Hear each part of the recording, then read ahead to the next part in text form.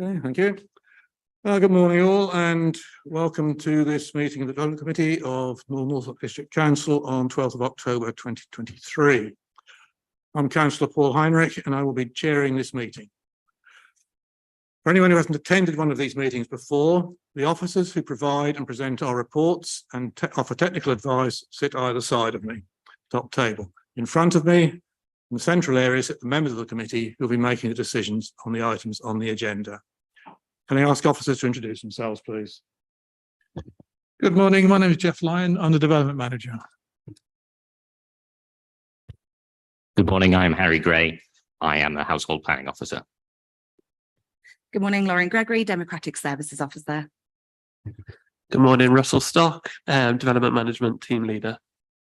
Mark Brown, Senior Planner. Fiona Croxton, Solicitor to the Council. And finally, Russell Williams, Assistant Director for Planning. Thank you. I'd like to welcome members of the public present today and to those viewing this meeting remotely. For those who've registered to speak, I will call you to the front, down the chair, when it is your turn.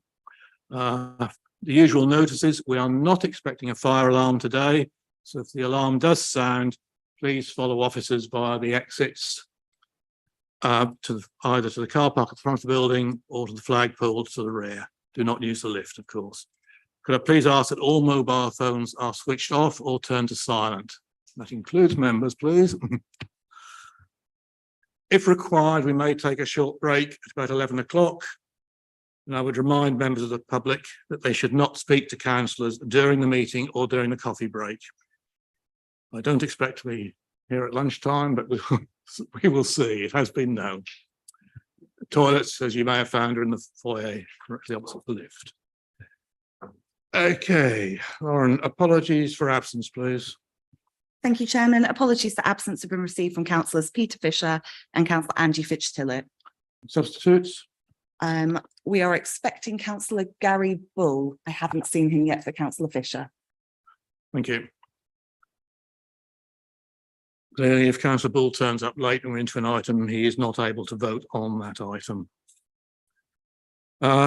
Item 4, minutes of the meetings held on 14th of September 2023 and Thursday, 28th September 2023.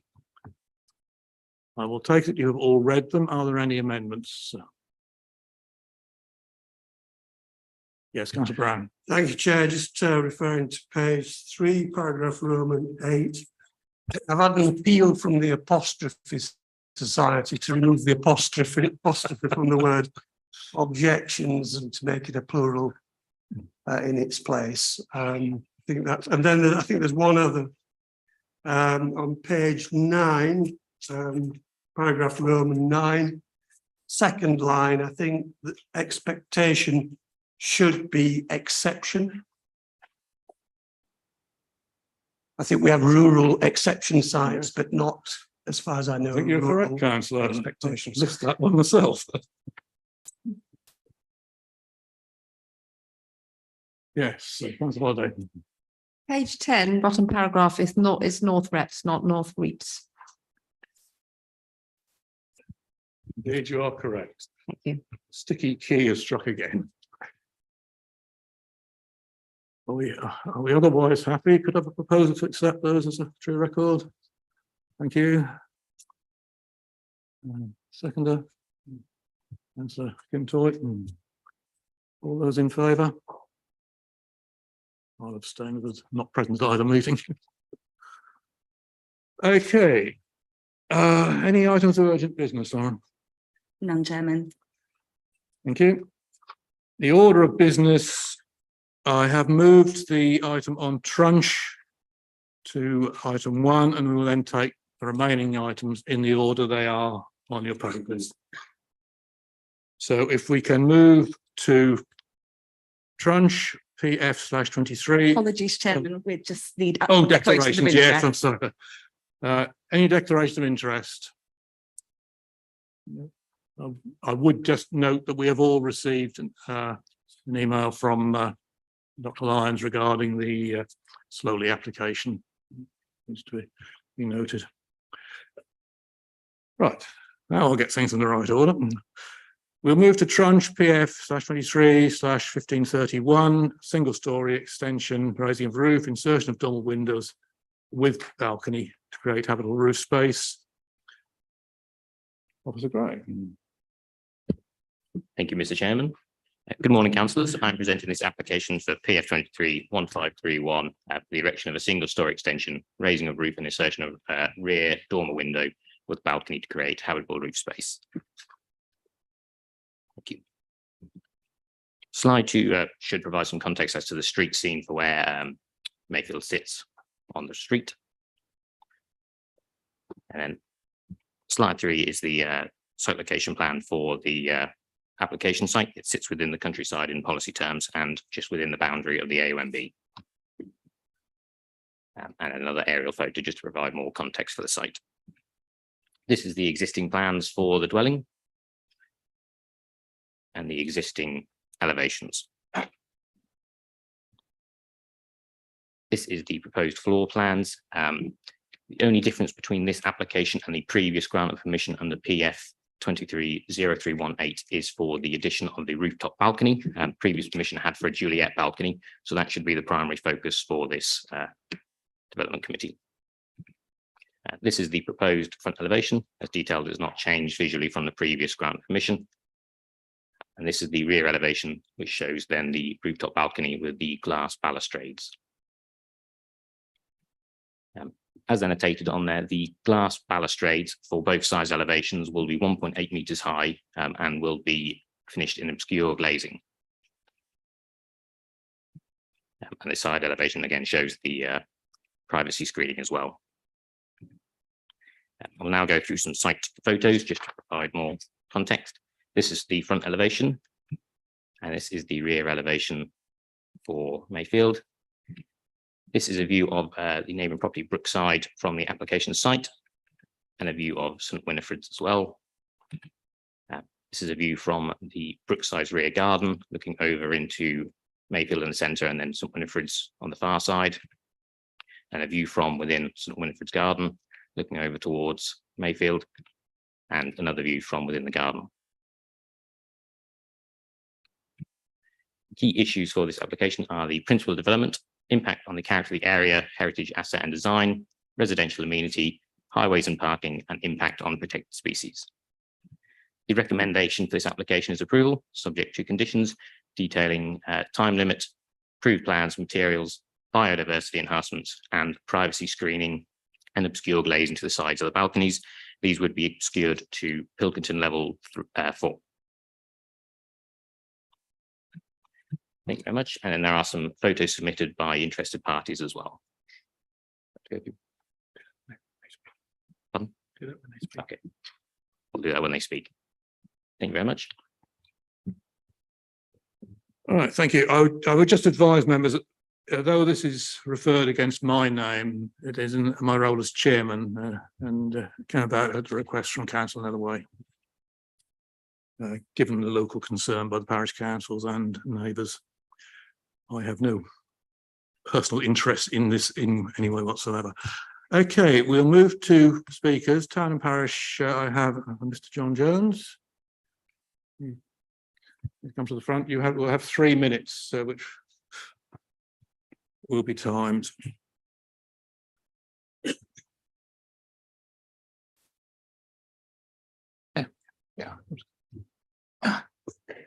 My name is John Jones. I'm the Parish Council Chairman for Trunch.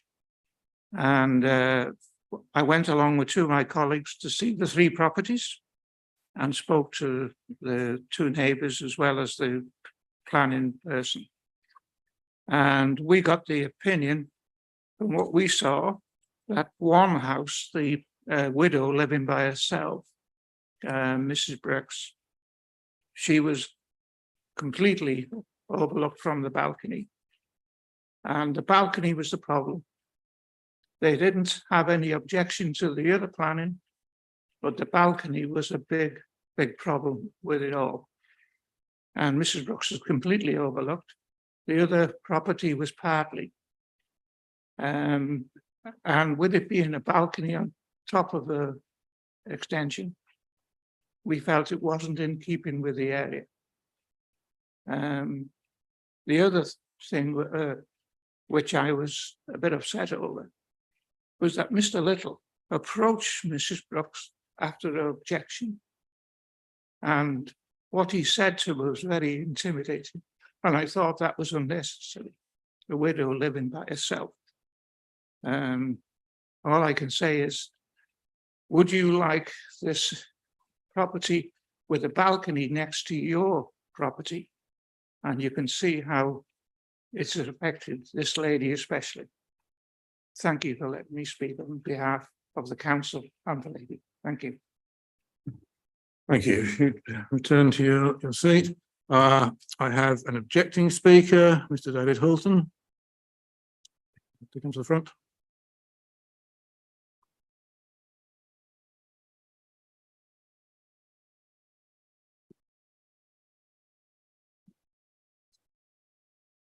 Thank you. And you have 3 minutes. Well, I'm here to represent my family and Mrs. Pat Briggs. We are neighbours on both sides of Mayfield. And whilst we had no objection to the permitted Juliet balcony, we all strongly object to the balcony amendment on grounds of privacy and impact on our residential amenity. It will be very high, very large, and made of glass. It will be very overbearing. In my opinion, I feel that the officer's report and his opinion does not represent a balanced planning view on planning material considerations. The planning officer has got the wrong balance, and I'd like you to consider this from our point of view. Our property goes behind that of Mayfield and joins the bottom of Mrs. Briggs's garden, totally surrounding the applicant's property. The only extended view from their balcony would be of our garden or the garden of Mrs. Briggs next door. The amendment to a balcony is a significant deviation from the permitted development, as it will cause disturbance for a longer period of time, again with overlooking issues. The new height of the raised glass panels, 1.8 metres, will have a bigger impact on our amenity with regard to both overbearing and overshadowing. There is no facility or landscaping to dampen or lessen uncontrolled, amplified noise and artificial light. Glare is another concern, particularly so for Mrs. Briggs. It will be right above and in front of her, and actually in direct view from her windows. The size of the balcony is not modest, as suggested by the planning officer. It is larger than our dining room and is basically a platform with the glass reaching to a height of almost 5 metres from ground level. The officer's comparison to a patio in the report is not a fair comparison. A patio is at ground level, out of sight, and can be screened with vegetation, causing a lot less disturbance than a raised balcony would. And this is not insignificant. We would also disagree with the officer's comments with regard to location. The closeness to both properties would cause significant detrimental impact, as the balcony will be close to and on the same level as our bedrooms and upstairs windows. This would be much worse in summer when the windows will be open.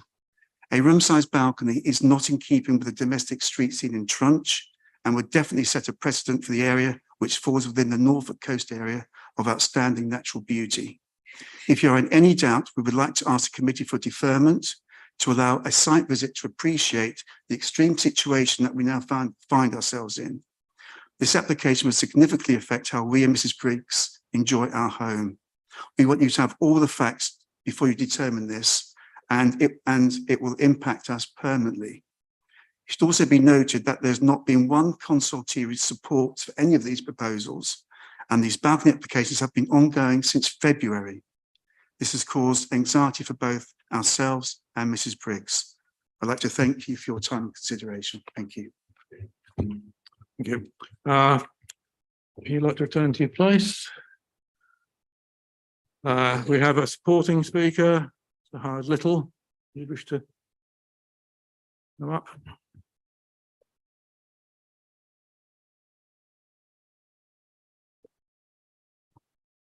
You have 3 minutes.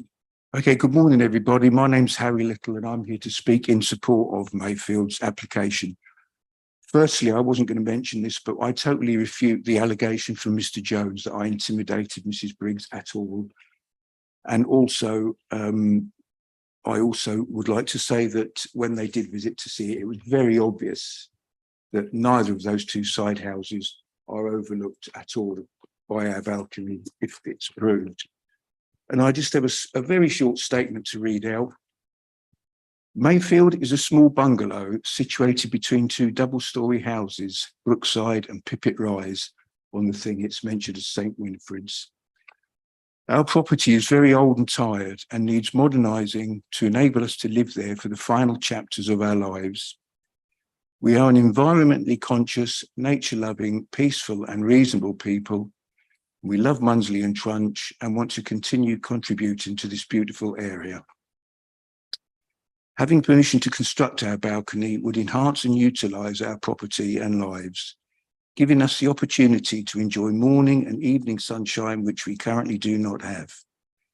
The balcony would be accessed off the bedroom, which is a secondary room, and would therefore only be used by us as a private space to sit and enjoy the sounds of nature. From the onset of our planning proposal, we have been sensitive and extremely accommodating to our neighbours' objections and altered the plans accordingly throughout to ensure we have been able to have the support of the planning department and eliminate the original concerns which we have resolved. Thank you very much for listening to me. Thank you. Councillor Netherway, you wish to have yours?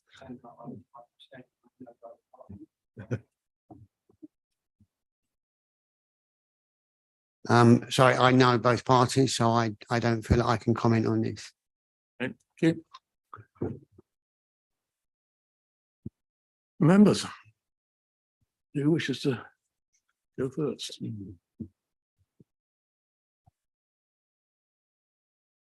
Councillor Brown. Shall I go first? Thank you, Mr. Chairman. Can I just clear up something first and foremost? I think technically this is not a property within the area of outstanding natural beauty, but it's close to the boundary of it. So it's more in the shadow of the AONB, excuse me, rather than within it.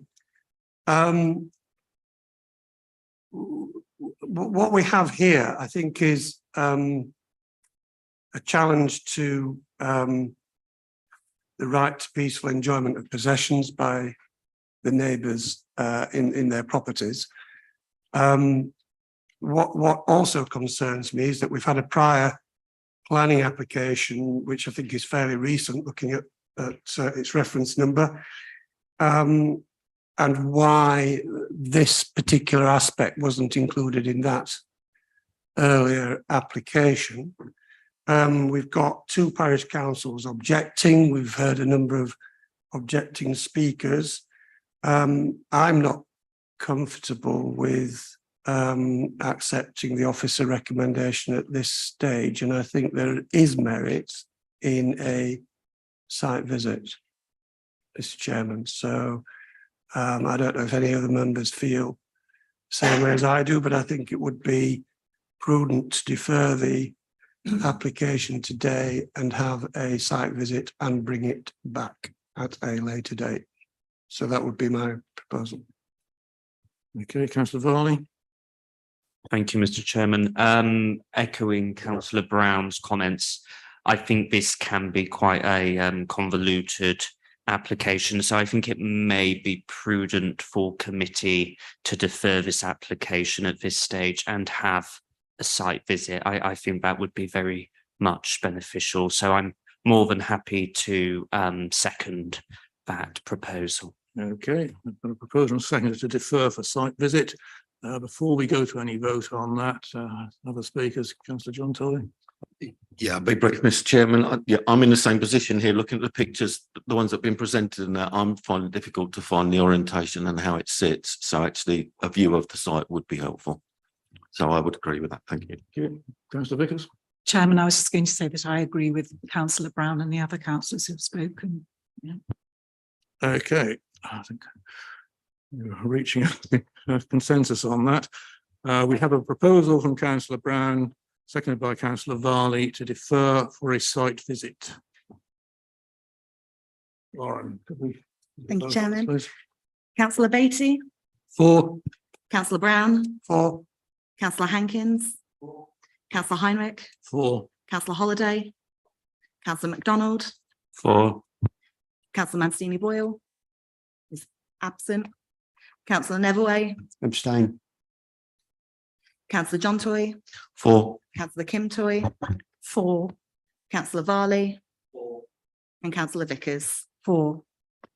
The motion is carried for deferral for the site visit. All right, thank you. Could I ask officers that could be arranged at our earliest opportunity? And we can bring this back probably early in the new year. Before then.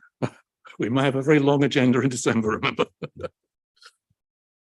Okay, so the application is consideration is deferred and a site visit will take place and that will be arranged with the applicant. Well, thank you. Moving on, second item. And, we have two of these relating to the sea defence works previously agreed by full council. These are to do with the details and any issues arising from the actual nature of the works in detail. We'll take them separately as there are separate issues.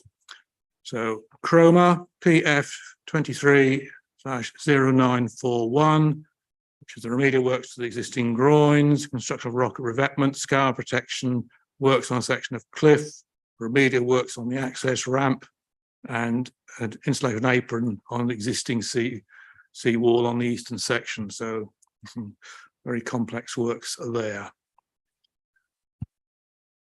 Mr. Brand. Yep, thank you. So say this board members as this major application, the district council are the applicants and representations have been received. So this site location plan works taking place along the seafront with a compound to be sited at the Runton Road car park. This shows the extent of the works taking place to the west of the pier, including slope protection on Melbourne Slope, rock revetments, apron encasement, and access ramp repairs. So this is the western section where repair works taking place on the access ramp, apron encasement, and also a rock transition structures. These are some photos by the lifeguard station. And this is Melbourne Slope, where the slope protection works taking place. This will be in the form of a concrete mattress that will extend up 5 meters. The blocks will be cellular so that they can revegetate, to mitigate the impact of the works on the slope. And the example photos provides of similar structures they've got at Sheringham. So these are photos on the top of Melbourne Slope towards the pier with a revetment to go forward off the promenades and the 2 sort of bastions on the front. So this is an example of a rock armour and toe beam with the person on it too, just for illustrative purposes for the scale. So there would be an access through the revetment in the form of a sort of walkway stair. So a similar arrangement can be found at Sheringham in the photograph shown here. And regarding, say, the eastern section, a small part of the concrete apron will be applied to the existing flint wall. So these are the main sort of works taking place. Other works wouldn't necessarily need full planning permission, they're just repair works. So the recommendation is to approve, subject to conditions outlined in the report. Thank you. Thank you. We have no Tanner Paris speaker, no objecting speaker. Supporting speaker and promoter is Fiona Kinahan from our coastal defence team.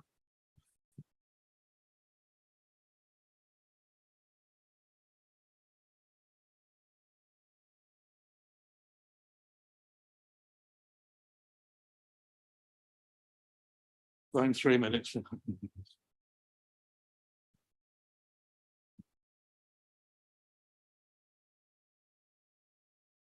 Hey, good morning, everyone. My name is Fiona Keenahan and I'm the coastal engineer and assistant project manager for the Cromer Phase 2 works. Thank you for giving us this time this morning to go through the scheme, and thank you, Mark, for the presentation. So just some background for you regarding Cromer Phase 2. In 2015, NNDC completed Phase 1 of the Cromer scheme. This scheme consisted of major seawall repairs and groin repairs, as well as repair works following the 2013 storm surges. The Cromer scheme was always going to be in 2 parts, and we are now at the point of entering into Phase 2 of the works. The Phase 2 works, as outlined by Mark, will have a 50-year design life. This is in line with the shoreline management plan for Cromer, which is Hold the Line. The scheme during its design phase has gone through screening and scoping, which highlighted the chapters to be included in our environment statement. The environment statement and its appendices were submitted as part of our planning application, as well as with our marine management organisation applications that are required. By implementing this scheme, the rock revetment will help to reduce the amount of overtopping and flints on the West Prom, which we experience during most high tides with a swell behind it, as well as protecting the existing seawall, which we have seen in the recent years erode approximately 150 millimetres due to the flint action on the wall. It will also give our current defences, such as the groins, the repair works that are needed. The scheme also plans to future-proof for when beach levels do eventually lower. Thank you. Thank you. Can you just remain there for the next one, or Yeah. rather go back? Yeah. Okay. Right. We have no local members present. We have had a letter sent in by Councillor Blathwaite, who is the cabinet member responsible for coastal work, and I'd ask what's the line to read it out, please. Okay, so this is a statement from Councillor Harry Brathwaite, who's coast portfolio holder for Coast. It says, "Thank you for the opportunity to make a statement regarding these planning applications." He says, "Please forgive me for not being present for this development committee. He's been booked for us to speak at a coast and estuary conference to promote and support the work of the coastal team.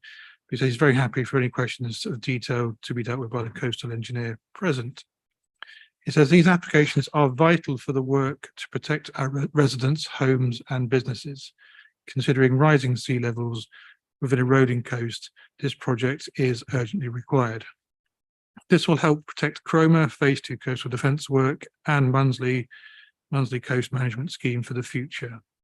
This is vital civil engineering work and is scheduled to work in tandem for cost, engineering and logistical efficiencies. Also, that disturbance to local population can be kept to a minimum.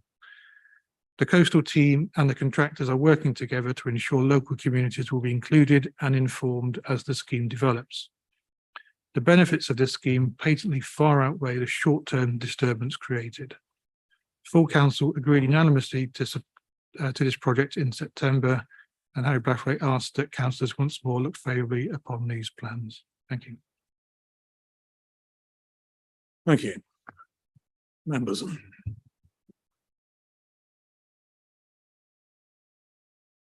Yes, Councillor Holiday. I mean, I think it's unfortunate that we have to add all this paraphernalia to our coastline, but there's absolutely no option. So I'm in favour. Yes, happy to propose. Councillor Raleigh. Thank you, Mr. Chairman. I mean, these works are incredibly vital to ensure the longevity of our coastline. So I'm more than happy to accept this, and I will second this application. Thank you. Yeah, just a curiosity question, Mr. Chairman. I'm in support of the application. It's just the short term, how long for it to be established? We know it's going to last 50 years. How long is the works likely to take, the disruption, just so people So the current programme is 12 to 18 months. I don't have a start date as of yet because we can't get one until everything's approved and additional funding is found. But we're hopeful to start as soon as everything's in place, and it'll be 12 to 18 months. No, that is a relatively short time given the lifespan of it. So thank you, Mr. Chairman, and yes, I'm in support. So thank you. Thank you. I think the only comment I would make is in regards to access over the rock armour onto the beach. whether the steps shown on the drawings could be ramped to improve disabled access. That's the only comment I would make, and that's a final detail design matter anyway. We should be. Yeah. So unfortunately, we can't put a ramp in that location because if it was to be DDA compliant, there's a lot of laws and legislations around it, and we just don't have the space to have the ramp going all the way out onto the beach. So we're having a stepped access, which is similar to what is there already. Okay, thank you. We'll go to the vote then. Laura. Councillor Beatty, For. Councillor Brown, For. Councillor Will is not present, Councillor Hankins, Councillor Heinrich, For. Councillor Holiday, Councillor MacDonald, For. Councillor Neverway, For. Councillor John Toy, For. Councillor Kim Toy, For. Councillor Varley, and Councillor Vickers. For. That is unanimous, 11 votes for. Thank you. That is approved. If we move now to the Munsley Coastal Defence Works, PF 230942. Very similar works of the brands again.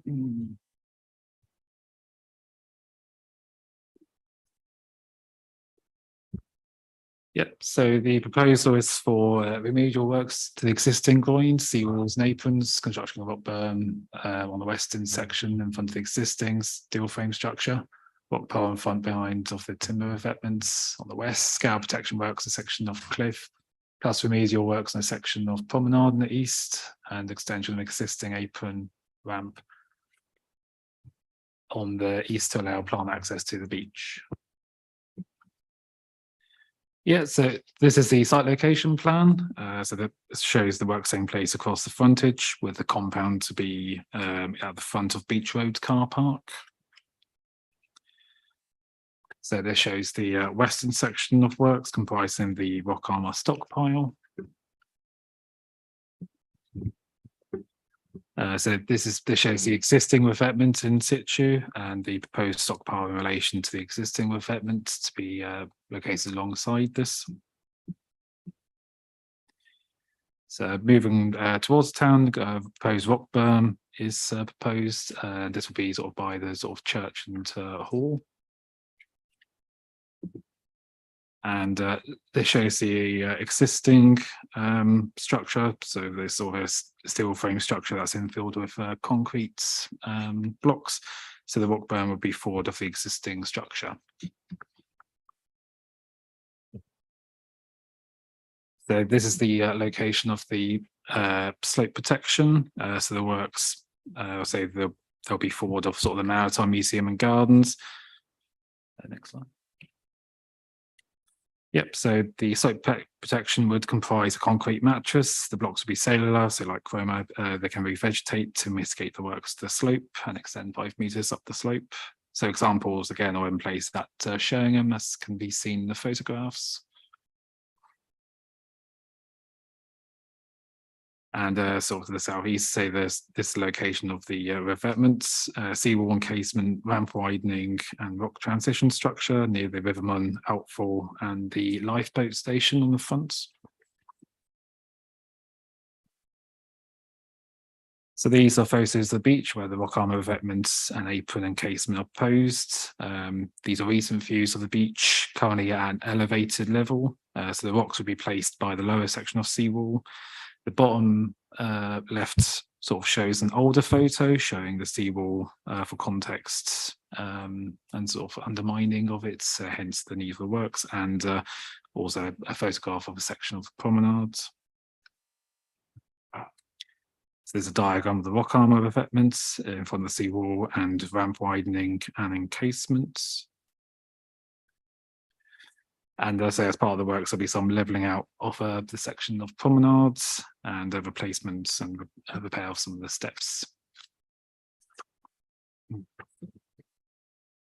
Yeah, so the recommendation with this one is to delegate approval to the Assistant Director of Planning, subject to satisfactory resolution of outstanding concerns, mainly regarding this proposed stockpiling raised by Natural England and conditions set out in the reports. Thank you. Thank you. We have no Paris speaker, no objecting speakers. Anything to add on this one, Fiona? Yeah, thank you. So in 2016, the outline business case was presented to the local community regarding the Munsley Coastal Management Scheme. And in 2018, it was technically approved by the Environment Agency. There's never been a major capital scheme in Munsley. However, a number of smaller capital schemes have been completed in the past, hence the need for this scheme. The Munsley Coastal Management Scheme will provide a further 50-year design life to the existing defences, as well as installing new defences. This is in line with the shoreline management plan for Munsley, which is hold the line to the medium term. The scheme aims to protect 629 properties at risk of coastal erosion. The scheme during its design phase has also gone through the screening and scoping, which highlighted the chapters to be included in our environment statement, and the environment statement and its appendices were submitted as a part of this planning application, as well as our marine management organisation application. And the Munsley scheme, as outlined by Mark, will entail rock placement on the West Beach, in particular near properties on top of the cliff, to aid in further protection against coastal erosion. The rock will be placed in front of an existing steel frame structure to future-proof for when this structure does meet the end of its design life, as well as a rock stockpile in front of the existing timber revetment. However, this is subject to ongoing conversations with Natural England. There will also be remedial works to the existing 11 groins, scour protection on a section of slope, and repair works to the seawalls. Thank you. Thank you. The local member, Councillor Fredericks, is present. Do you wish to add anything? Thank you. Good morning. Good morning, members. Good morning, officers and members of the public. We, as I'm sure I can speak for the whole of the village, and welcome this fantastic scheme to protect our village. Thank you to the officers for putting all the work in. It has been a really tough time for them and trying to find the funding. So I'm very, very happy about that, and in all praise of our teams for that. I just wanted to clarify that there will be a public presentation on this before the work start. Yep, so once we have planning and marine hopefully approved, we'll come back to Munsley and do another local liaison and potentially another public drop-in session like we did in March. That's great. Thank you so much. Thank you. Members. Councillor John Toyne. Thank you, Mr. Chairman. Yeah, thank you. And I didn't say last time as well, thank you to officers for the reports. They're obviously quite comprehensive for something like this.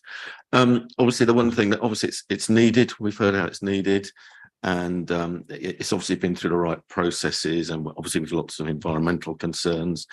There is this the delegated for approval subject to the question raised by Natural England, the stockpile. I wondered if we could get an update from officers of how that's progressing, so that we know that the scheme's, still going to be viable. But apart from that update, I'd be happy to propose acceptance. Thank you.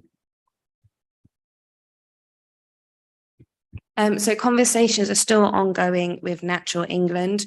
Their main concerns was that the rock stockpile was entering into the SSSI area in Munsley, and they wanted us to, it was to do with the geomorphological aspects.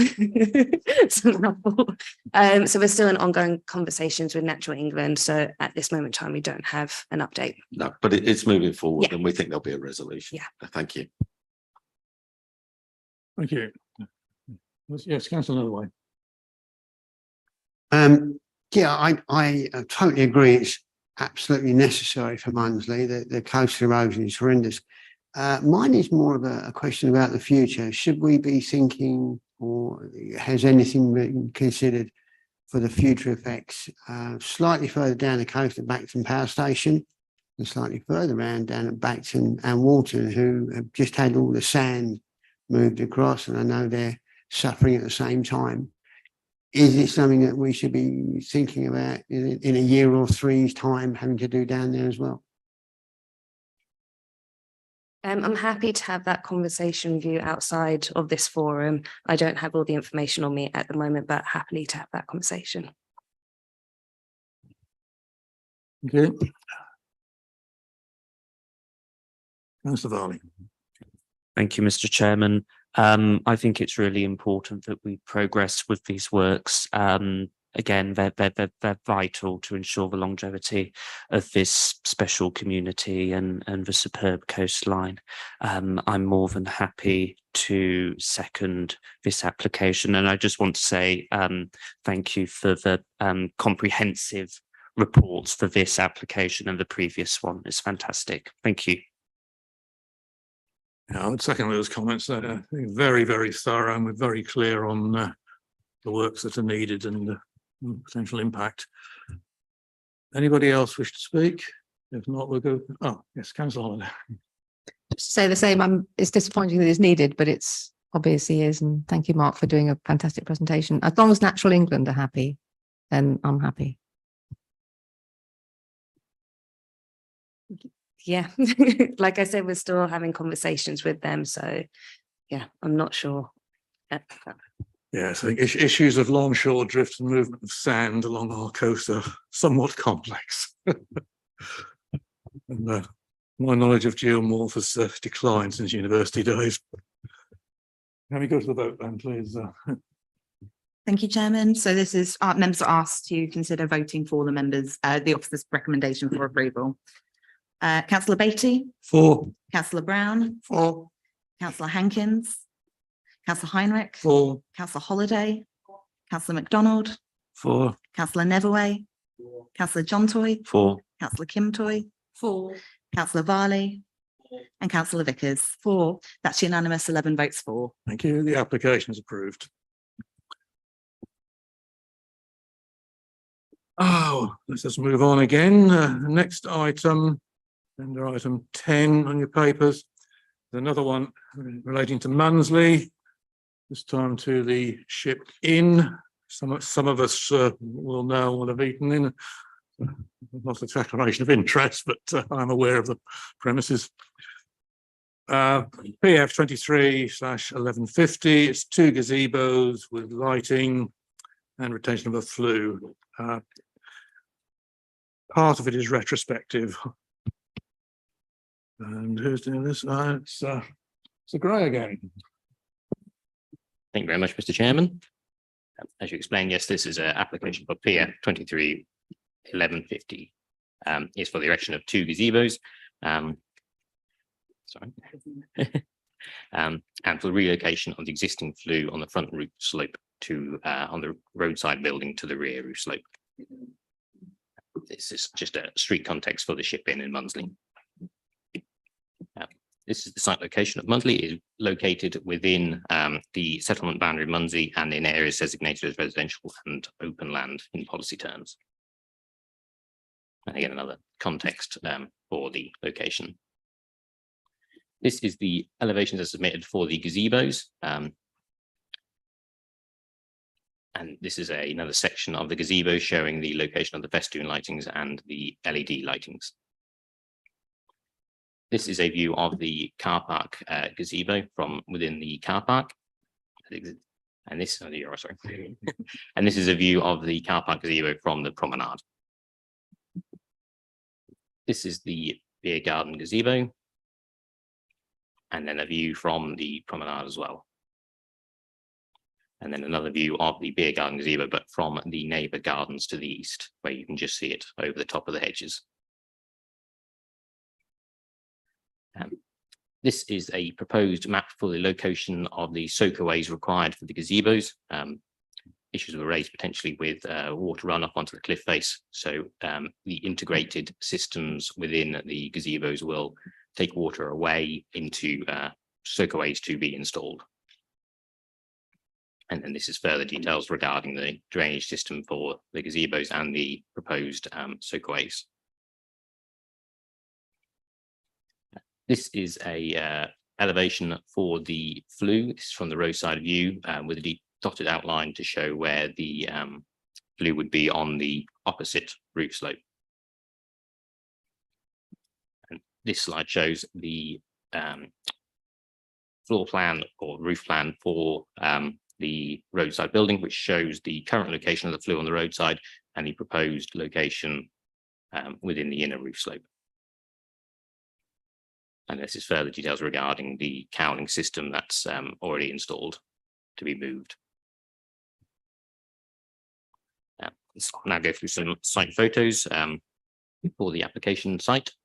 This is for the front elevation showing the current location for the flue. And then this is the side location to show where the proposed location for where the flue would go. And then another location from the neighbour properties to the east.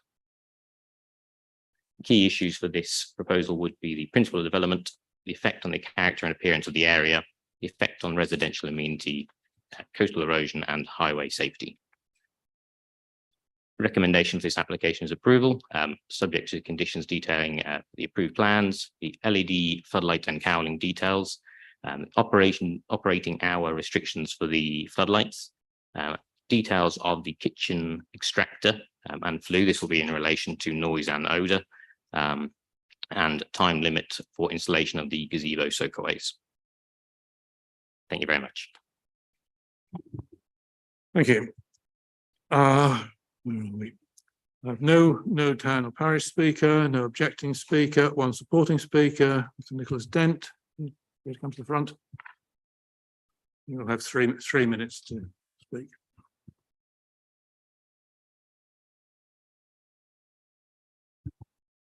My name's Nicholas Dent. I'm the owner of the Ship Inn, which we leased in 2016 and purchased in 2018.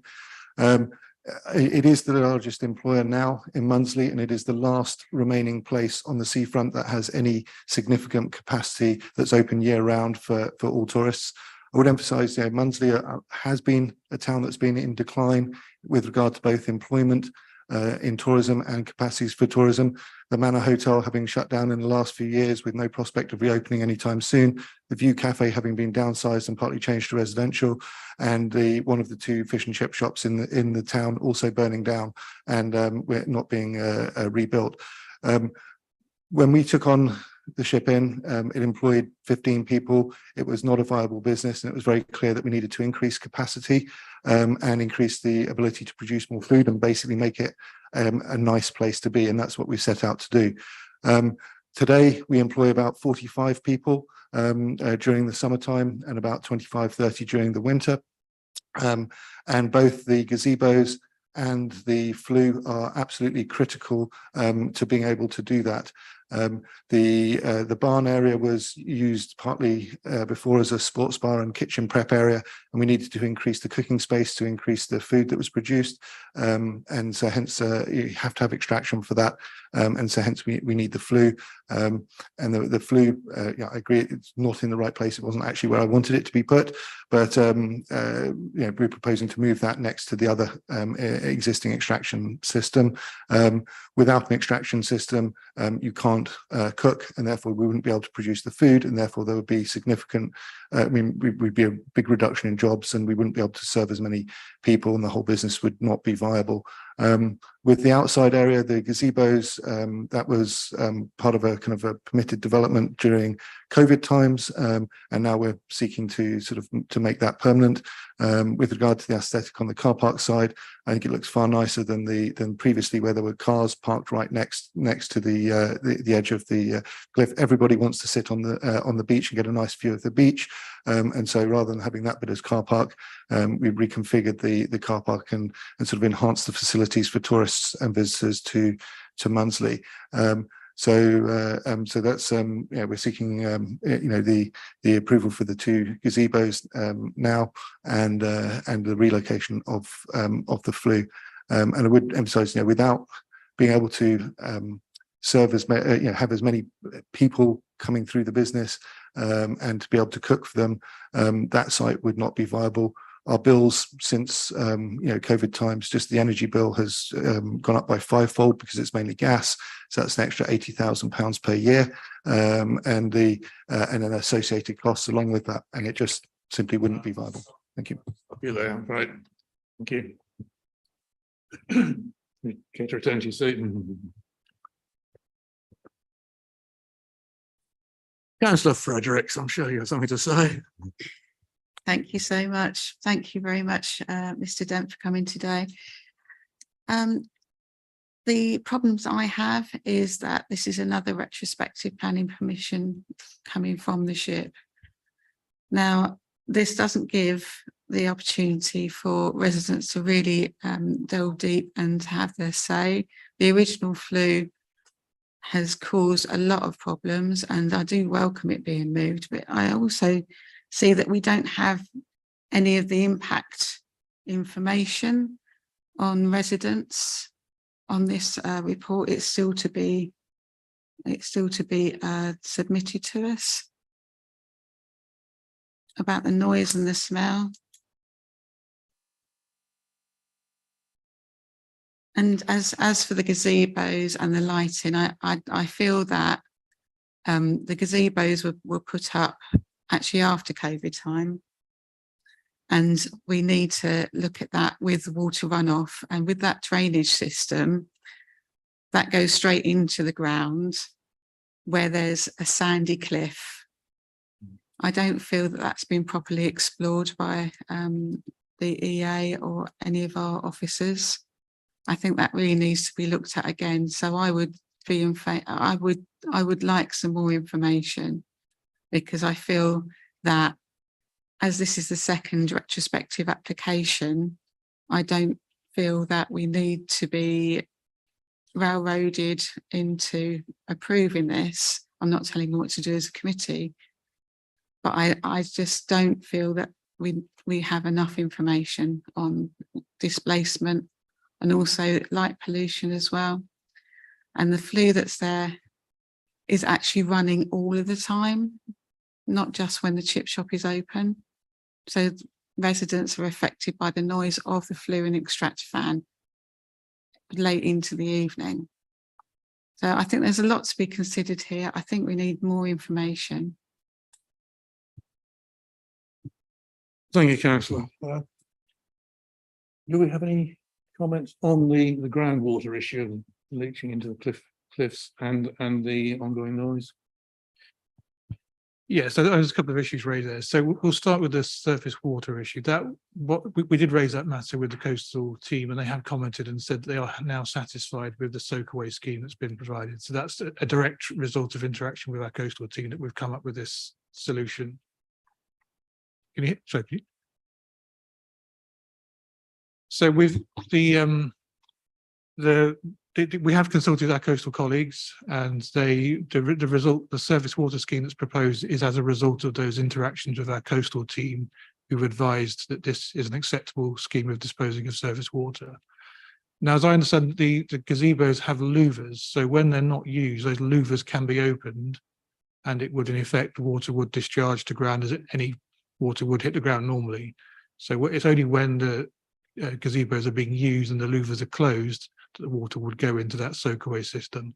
But with either solution, the coastal engineers are happy with what's being proposed. So there are no grounds for objecting to that particular issue from a technical perspective. In terms of the extractor system, yes, we are still awaiting for some information. And as you'll see in the report, we've requested that information within 28 days of the date of the decision, so that we can get that sort of finalised and clarified in terms of odour and noise, because it is right that we have that issue resolved. But we're content, and environmental health officers content to have that matter resolved by condition. Don't necessarily need to have that upfront before we make a decision. But we're confident we can resolve that issue. It's not beyond the capability to resolve that issue with the applicant. Okay, thank you. Do you want to come back on any of that? Yes, so thank you ever so much, Officer Lyons. I'm just thinking, with the louvre on the roofs, how are you going to enforce that they're going to be open when they're not being used?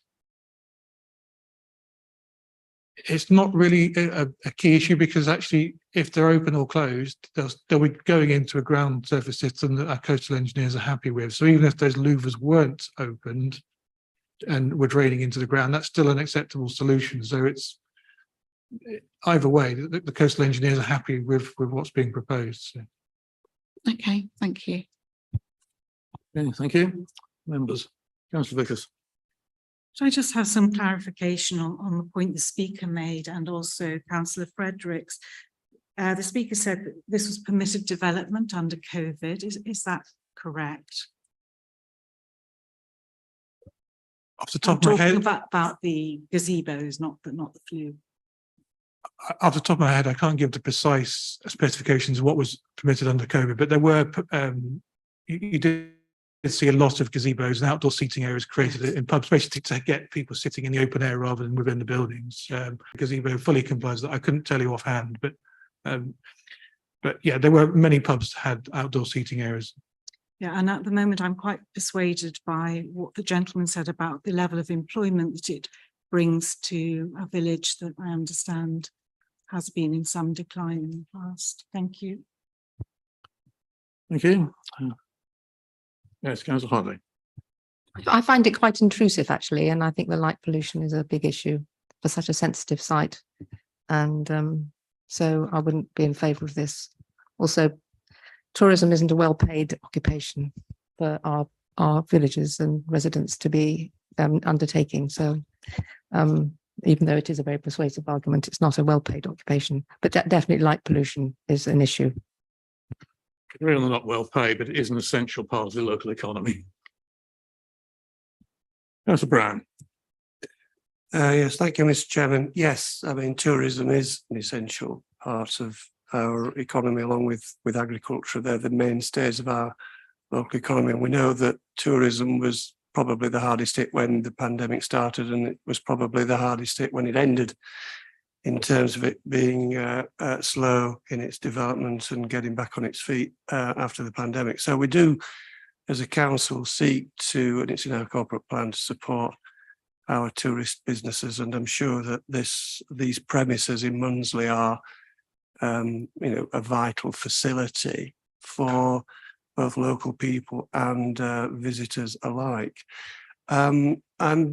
I'm very pleased that the flue is being recited. I actually visited these premises with Councillor Fredericks last year, and with a resident who was particularly concerned about the noise and the smell from the flue, and the fact that it was going more or less, continuously, not just during restricted hours. So I'm pleased to see that has been addressed by the applicant. I'm not so happy about the fact that we don't know chapter and verse on noise and smell. I rather get the feeling that there's been sufficient time to address that, and for whatever reason it's not been addressed in time to have all the details today at this committee, which is disappointing. But that said, I do hope that it can be resolved.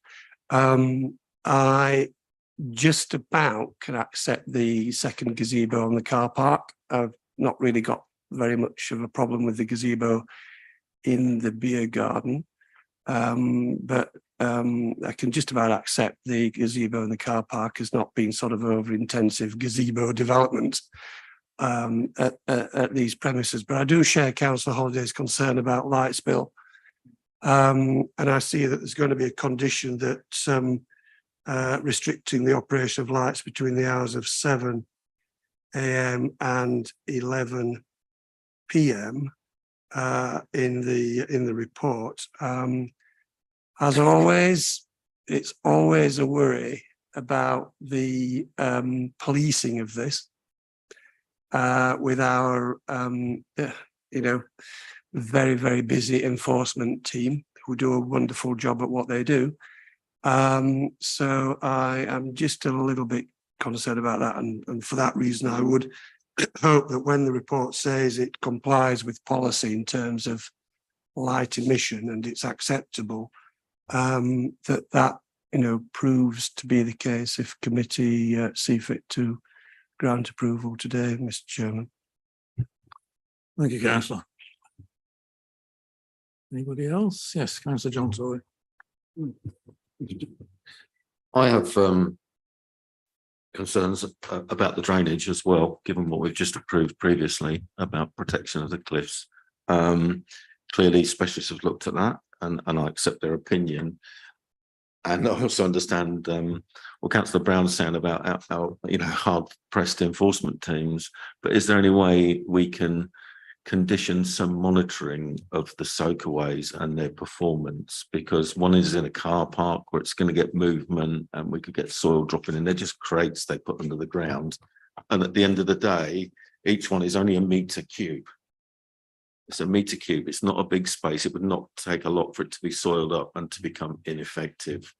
So I don't know whether there's a possibility to put some condition in there by working with our coastal teams, that as they're down there doing this work, that we can monitor it for a period of 2 years or whatever, whilst they're likely to be working there, to ensure that they perform as they should. So that would be, that did give me a concern seeing that on the top of the cliffs. That yeah. So I accept the opinion of the professionals, but I would like to have that assurance that there's some monitoring goes on, if that's possible. Thank you.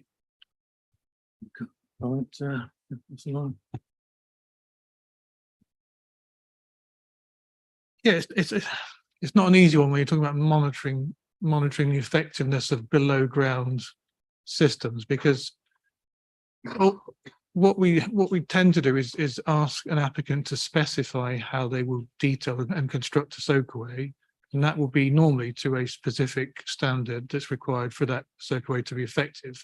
So provided that that soakaway is built in accordance with that standard, we'd have no way other than digging it back up again and checking that it's performed in the correct way. It's going to be very hard to monitor that, to see whether it's actually working as anticipated. It's quite that would be quite a challenging condition to actually enforce. You're probably creating a bigger problem by doing that than requiring them to be constructed in the first place in accordance with those specifications.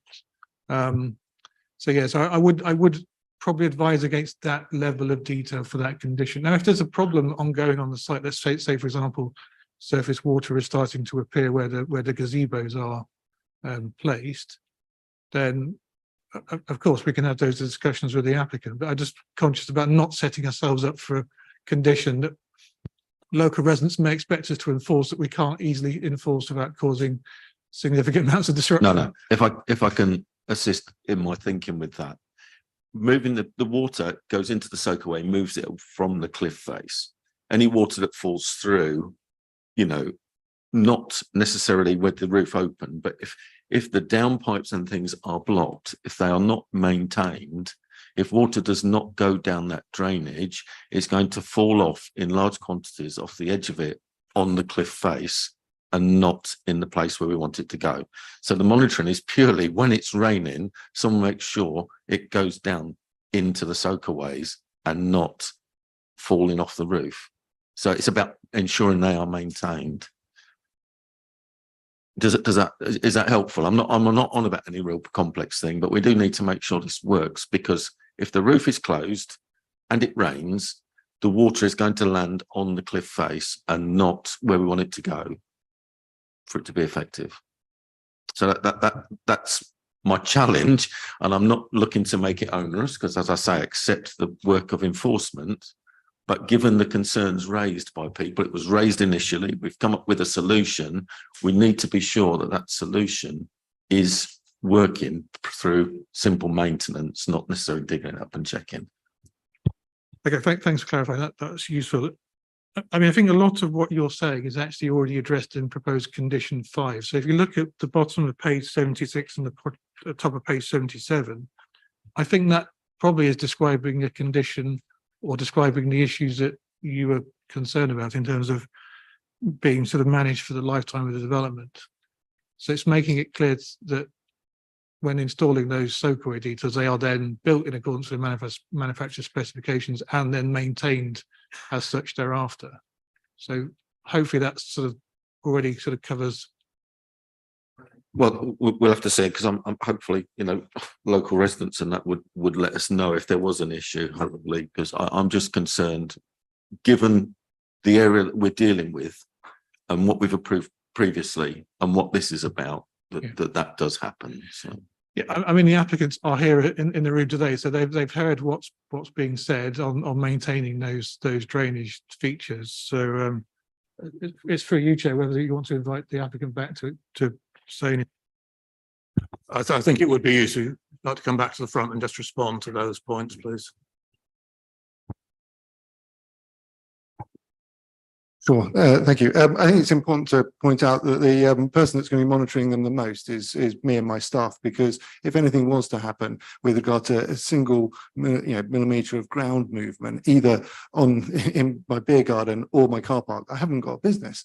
So I'm going to be 100% making sure that this doesn't do anything adverse to that. I'm convinced with the solutions that there will be there, but there is absolutely no way that I'm going to let any erosion happen, which is going to destroy full stop, and that'll be adverse to the business. So it's a solution which works.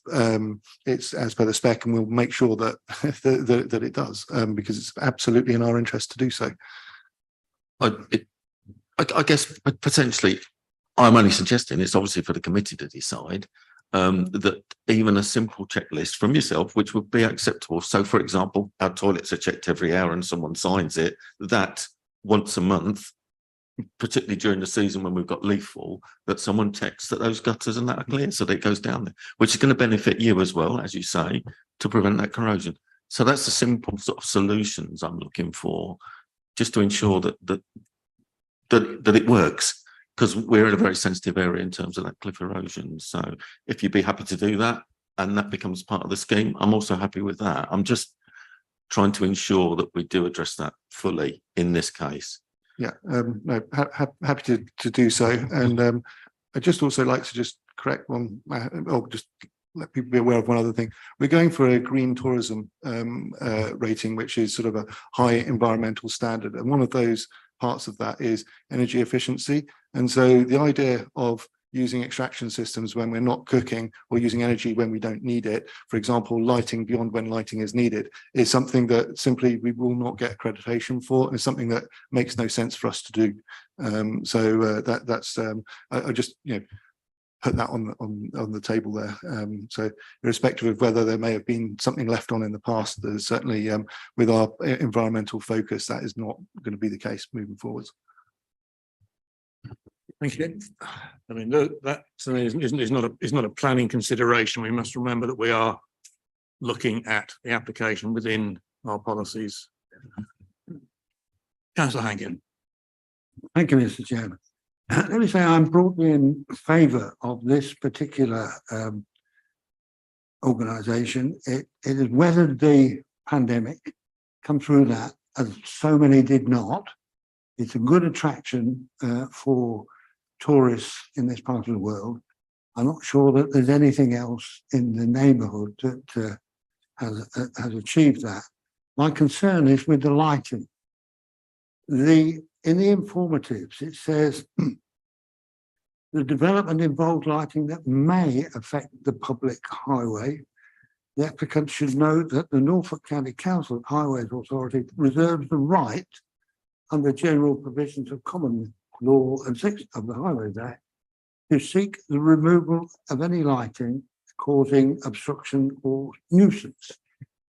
Has that issue been discharged? Are we now confident that the proposed lighting will not do that?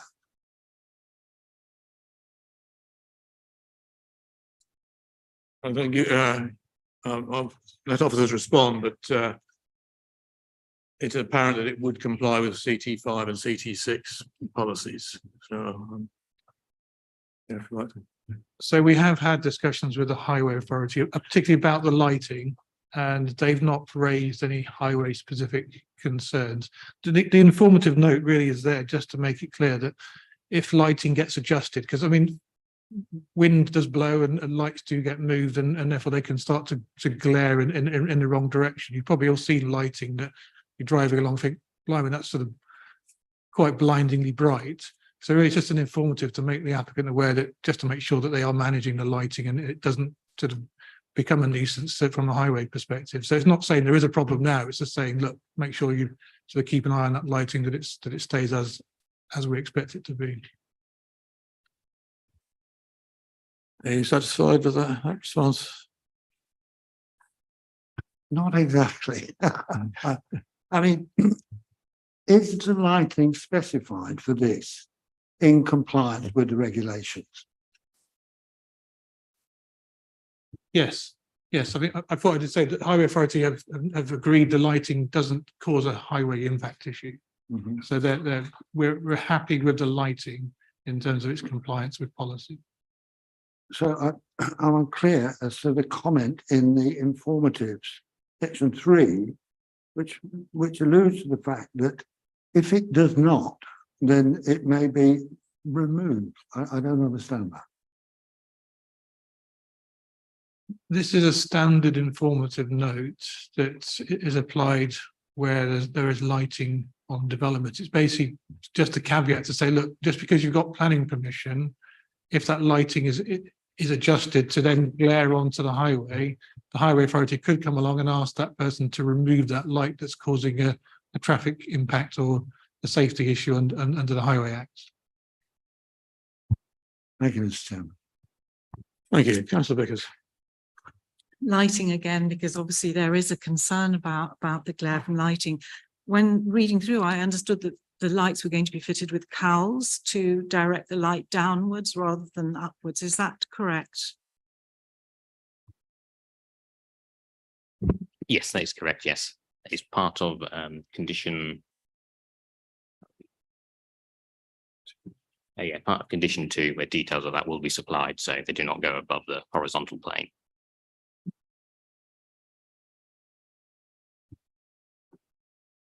Right, we're in a situation, lots of discussion, but I have no proposer or seconder. Councillor Varley. Thank you, Mr. Chairman. First of all, I just want to thank the officer for the thorough report. I think having listened to the varied discussions, it's been really beneficial to go through those varying aspects.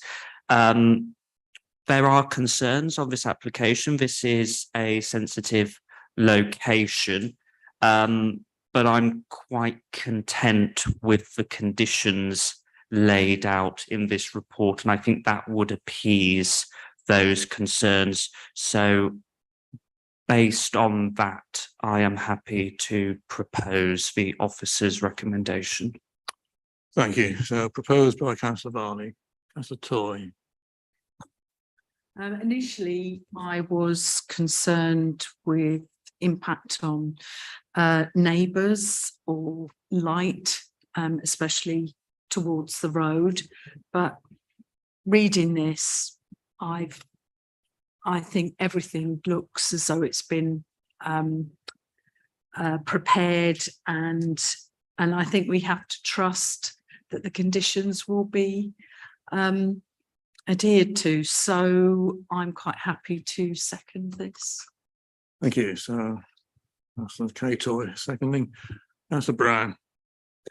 Thank you, Mr. Chairman. Yeah, just thinking back to when I visited the site, I think there was a perimeter boundary structure, which was basically a glass partition or structure at the cliff edge, if I remember correctly. And I just wondered whether there are any implications from a building regs or safety point of view in relation to that boundary structure. And the other thing I would say that I always encourage applicants who put in retrospective applications not to do so. It's in their best interest not to do that, to applicants in general, and in this instance to Mr. Dent as the publican in particular. You will assist yourselves by engaging properly in the planning process at the earliest possible stage. But if somebody could come back and just reassure me that the perimeter glass screen, which forms a boundary in effect at the cliff edge, is both permitted development and satisfies building regulation approval.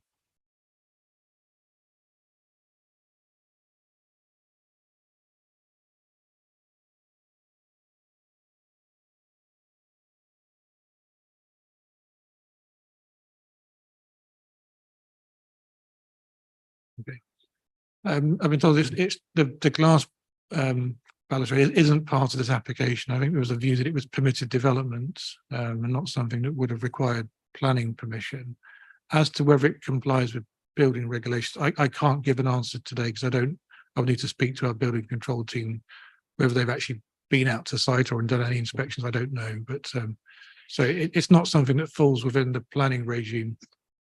No, I appreciate that, but in the sense that we are dealing with the totality of what's happening on site, I just wanted to raise that. Through you, Chair, if I could ask for somebody from building regulation approval to get back to me offline, as it were, outside this meeting on that particular issue, I'd be very grateful.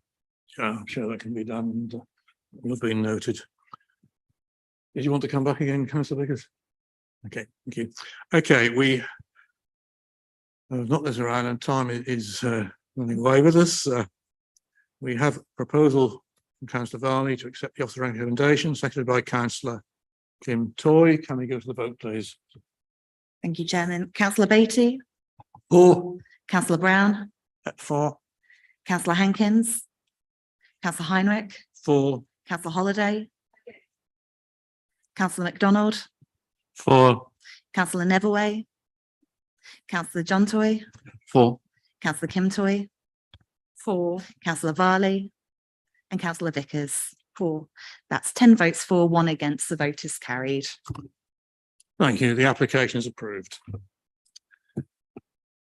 We will now move on to item 12 on your papers, another one of our own applications this time, relating to the replacement of the public toilets in Holt, PF/23/1672. And that is what's the throw with the question? When you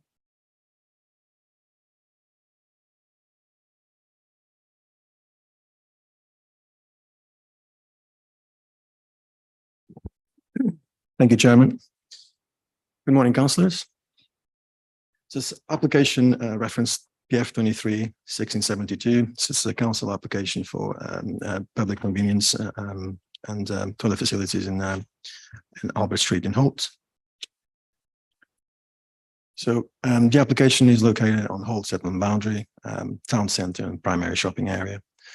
It is also located in the Holt and Claven Valley conservation area, and within the Holt neighbourhood plan, and the site is surrounded by Grade 2 listed buildings.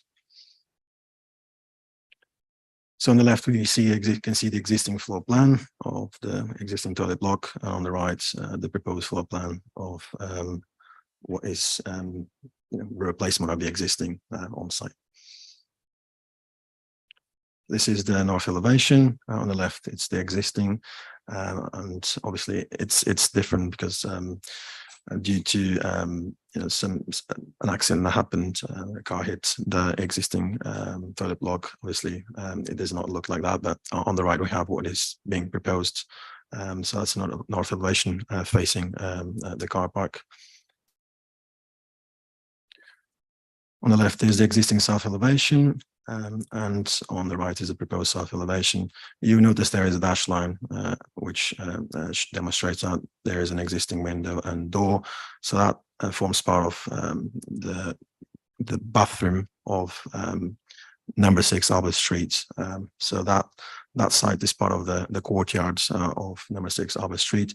So what has been done is on the right hand side you see a door. So that is the new toilet facilities for that owner, for that shop. So the wall will be retained, and as you can see the flint wall there, what is going to be replaced, it's beyond that wall. So this is the proposed east elevation. Again, you see on the left the existing, on the right the proposed, and here you see a section of the existing shop facing the car park, and then you see the layouts of the highlight of the proposal in light grey. Here again is the west elevation facing the entrance of the car park. So on the left is existing, on the right is proposed. So we have a flint wall, some brick as well. So the materials are in keeping with the area. It's basically an upgrade of what we have already on site. So some photographs exemplifying. So on the left, you can see the side plan, and on the blue arrow, you can see the direction where the photograph was taken. So the previous elevation just exemplifies precisely this side of the existing building. So this is the entrance of the car park. It's another elevation. It's facing north. This is facing east. You can see there is a shop adjacent to the existing building, which will be replaced. So this is a photograph of the 6 Olive Street courtyard, which I mentioned before. So they have the window and the door you can see on that photograph. So that will be blocked, and a new door will be inserted on the right-hand side of that door. So they have a new toilet facility for use for that shop. So these are the key issues: the principle of the development, the design, the amenity, historic environment, other matters, and then we have the planning balance and conclusion. So it is recommended the application be approved, subject to conditions relating to the matters listed on the officer report, which is set out on page 90 of the agenda. And also the recommendations are on that same page. So part of the recommendations are terminated for implementation, that basically the development be approved in accordance with approved plans, materials will be in accordance with the submitted details, and new flint work panels to be in accordance with approved plans. So this is the end of the presentation. Thank you, Chairman. Thank you, Councillor. Thank you. Thank you. That's useful summation. I have one town speaker, Councillor Maggie Pryor. Rather a lot of you. Welcome again. You know the procedures.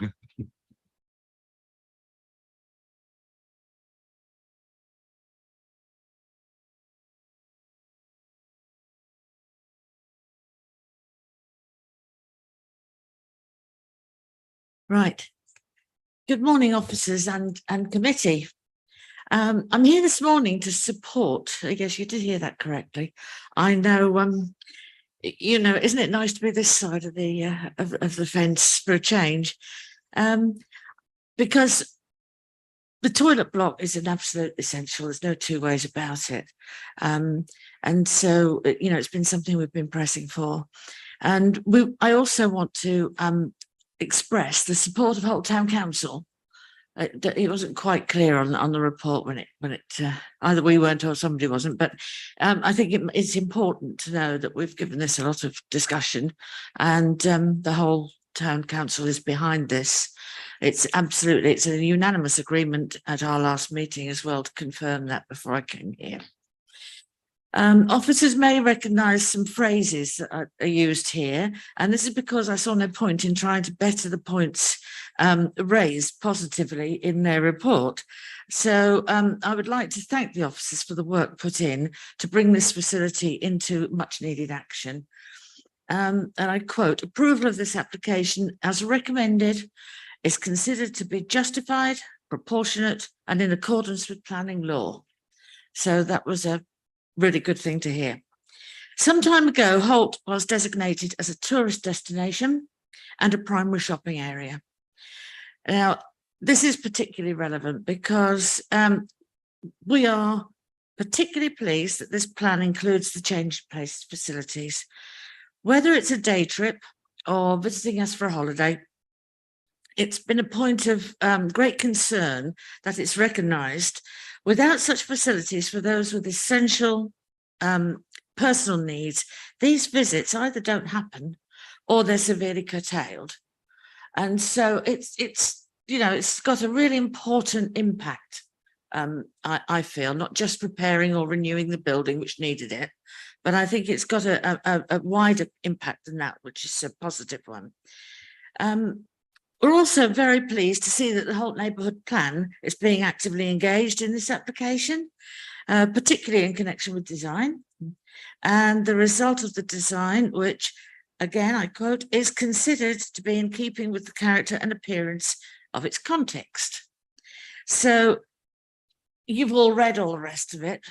So what I'm here today to do is primarily say thank you to the officers for a very thorough report, and also to ask the committee that you please support this essential facility in our town.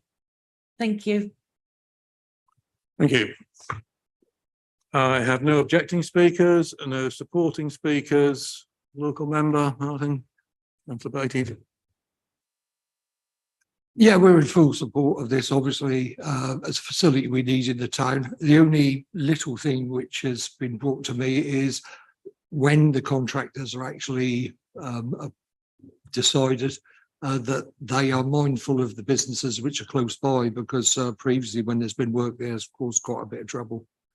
But other than that, I would quite happily propose that we accept this and move forward. Okay, that's good of you. I have you down as proposer. I would agree with you that access into that site is difficult. There's some significant scope for disruption if it's not managed well. Councillor Varley. Thank you, Mr. Chairman. I think I've skipped the queue, however, but I will take the opportunity. Thank you.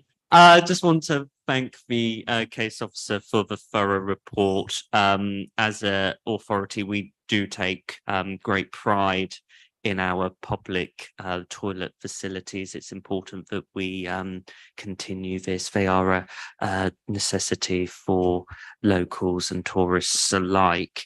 Having gone through the report, I just can't find anything regarding any eco credentials in the design aspect. Can the case officer give me some examples and more information on this point, please? Thank you. Thank you, Councillor.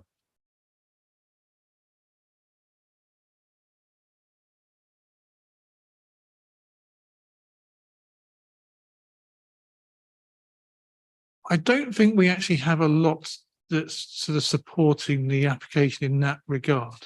That's not to say, I'm sure it hasn't, it's not to say that it's not being considered as part of the proposal, but there's nothing submitted that makes it explicitly clear what's being done to satisfy that policy requirement, other than relating to materials. So is anything further, Councillor? No, I mean, I thank the officer for his comment, but I'm no further forward really. We should be ensuring that our facilities are of a high eco standard. We need to think about our carbon footprint, and I'm unsure. I'm unsure now. The report and that comment just don't offer any reassurances on that aspect. Thank you. Thank you. I can presumably the building will be fully insulated to higher standards, and that water management will be part of the design. For you, Chair. I mean, it would have been nice if someone from Property Services were here to perhaps explain to the ethos and thinking behind some of the choices that have been made on this building. I mean, obviously we'll have to comply with the building regulations as a minimum. It's the extent to which it goes above and beyond that, I suppose, is the area of question that you're asking, really. I mean, by all means, we can have that conversation, but obviously it's too late for this meeting this morning. But it's a judgment call for you as committee, isn't it, as to whether you feel the proposal before you complies with policy, which we feel it does. It's just the degree then of which we encourage our property colleagues to build to the highest specification that they can within the budget that's available. Thanks. I think that's probably a debate for elsewhere at this time. Councillor Brown. Yeah, thank you, Mr. Chairman. I fully support this application, by the way, and thank you for the officer for his thorough report. So I'm quite happy to second this. And in doing so, I just want to highlight that this is part of our corporate plan in the up-to-date provision of facilities. It's a non-statutory provision, so it's discretionary for this council as to what we do generally with that, with replacing our toilets. I know that this is inevitable because of the accidental damage to the previous structure. So I just want to say that you know, other authorities are quite envious about the capital programme that we've got in replacing our public toilets around the district for the benefit of residents and visitors alike. I think in the report there was perhaps concentration on concern from local businesses about you know, highways interference. I think it's not just that. I think they are concerned about the construction work being managed properly so as to cause minimum interference across a period of time when the work starts. So I think I saw in the report that we're not in a position to have some sort of construction management plan in place for an application of this nature, such as we would perhaps have in place for a large major development. So that you know, may be a little bit of a continuing concern moving forward. And I see that our core strategy local development plan is slightly out of step with the latest national planning policy recommendations, and this application in itself throws a spotlight on the need for our emerging local plan to progress and be the new up-to-date local plan, so that we are more aligned with the national planning policy framework. But I'm quite happy to second this, having said those concerns, Mr. Chairman. Thank you. I think we all hope that the planning inspectorate move swiftly with our new local plan. That's a holiday. Thank you, Chair. As the representative for the communities that use Holt as a well-loved shopping centre, I'm very much in favour of this. And I know from the clerk how much need there is, especially for the changing places toilet, from the recent experience not having anything at all in the town. My only concern, and this is a very hypothetical, is should there be any vandalism, which I'm sure there won't be, is because I know there has been issues with other loos that we own. Has this been thought of when in the design?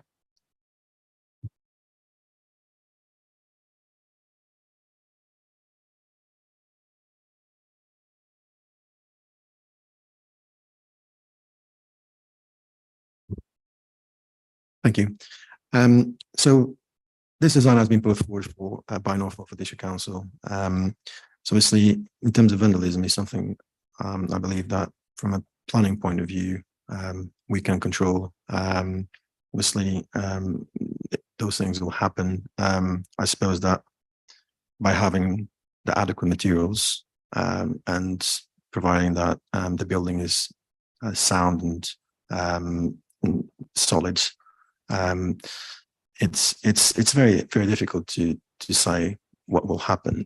I think it's about educating the public that when things are built, they're there to remain, and we need to preserve them for the good of communities. So I think it's about looking at what's built and respect what's built, because it's for use for all. But we can't, as a planning department, we can't control those matters. Thank you. If I can just add to that, I mean, obviously, I think the question you're asking is, well, what happens if it does get vandalised?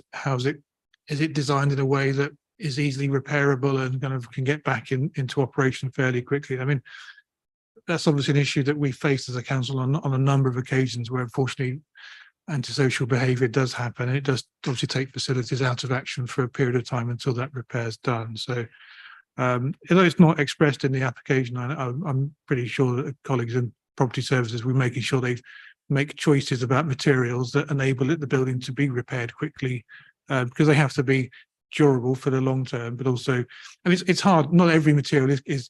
If someone wants to break something, no doubt they will try their hardest to break it. But it's about making material choices that enable that building to be put back into action quickly if accidents or damage does get occurred. Okay, we seem to be wandering away from planning issues. So unless anybody has anything further to add on the planning matters, we'll go to the vote, please, Lauren. Thank you, Chairman. Councillor Beatty, 4, Councillor Brown, For, Councillor Hankins, Councillor Heinrich, 4, Councillor Holiday, Councillor MacDonald, 4, Councillor Neverway, Councillor John Toy, 4, Councillor Kim Toy, 4, Councillor Varley, and Councillor Vickers, 4. That's unanimous, 11 votes for. okay, and the application is approved. With 11:05, we have one further application, which I suspect may take a little time.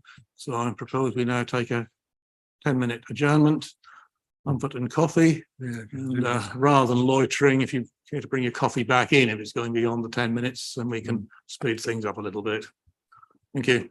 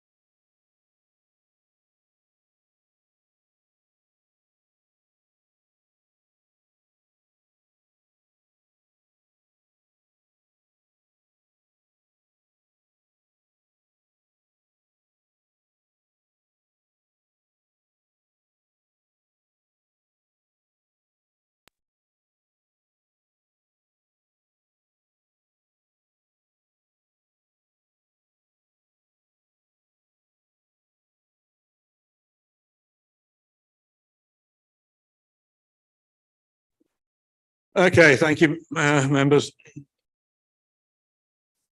Yeah.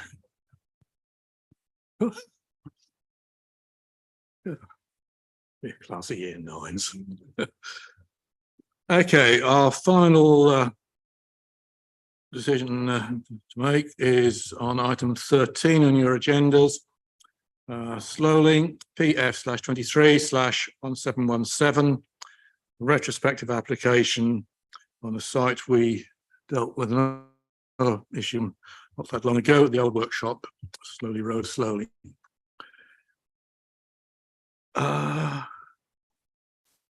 Yes. Thank you, Chairman. Morning, members. This application is PF 23/1717. It's the old workshop, Slowly Road, and it's for the retention of a garden room and fence, which is retrospective.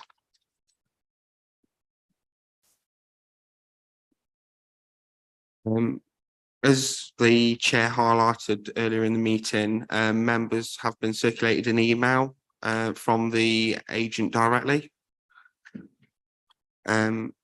In terms of the site location is near Slowly Hall, which is designated as countryside. The applicant's property forms part of the barn conversions with grade 2 listed barns as part of the complex.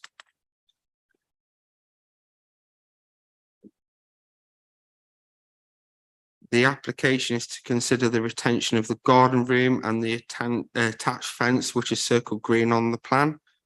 It's located north of the applicant's dwelling in their rear amenity areas.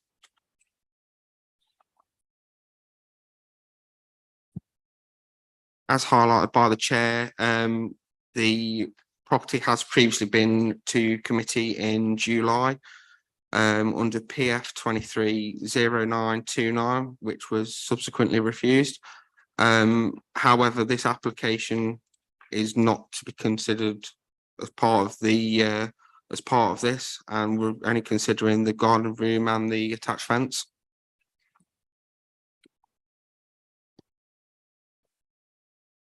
So here's a photo of the as-built structure. It's constructed of timber cladding. It's got a pantiled roof and grey timber fenestration.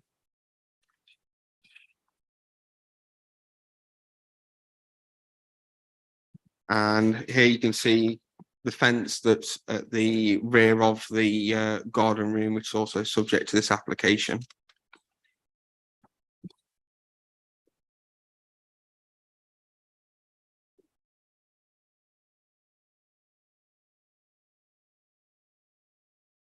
As you can see, the fence to the rear of the fence, there is a IBC container which stores the rainwater, which runs off both the applicant's garden room, but also the single-story link between the two grade 2 listed buildings.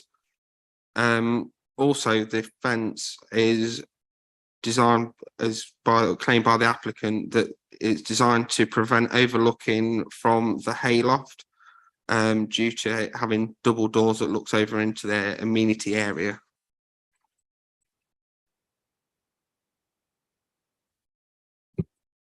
Here's the plans in terms of the size of the garden room. Garden room measures 4 meters by 6 meters with an overall ridge height of 3.8. And here's some more photos of the as-built structure. Shows it in relation to the single-story link between the two listed buildings.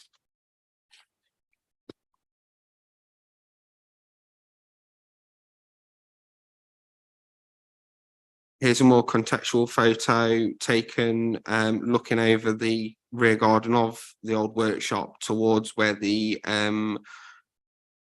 garden room is.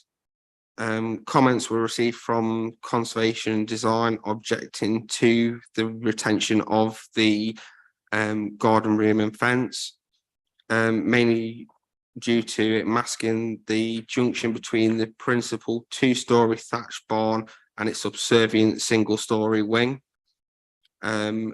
Also, in terms of the fence bears no relation to the post and rail fence, which was approved under a condition discharge application CDA 170495.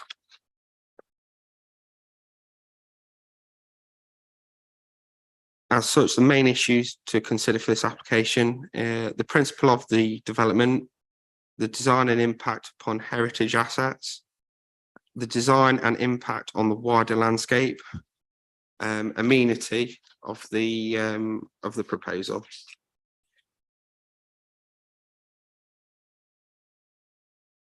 As such, the recommendation is for recommendation of refusal on the grounds of the impact of the proposal on landscape and the setting of the heritage asset. Thanks very much, Chair. Thank you, Officer Atwell. Right, we have no Anna Parish speaker, no objecting speaker. I have one supporting speaker, Patrick Harper-Gray. You care to come to the front?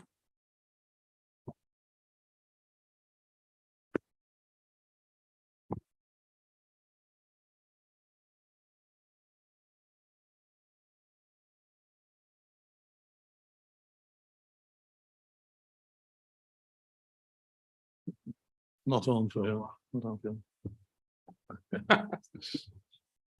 Thank you. You have 3 minutes. Good morning, and thank you for the opportunity to speak today. I'm Patrick Harper-Gray, the applicant.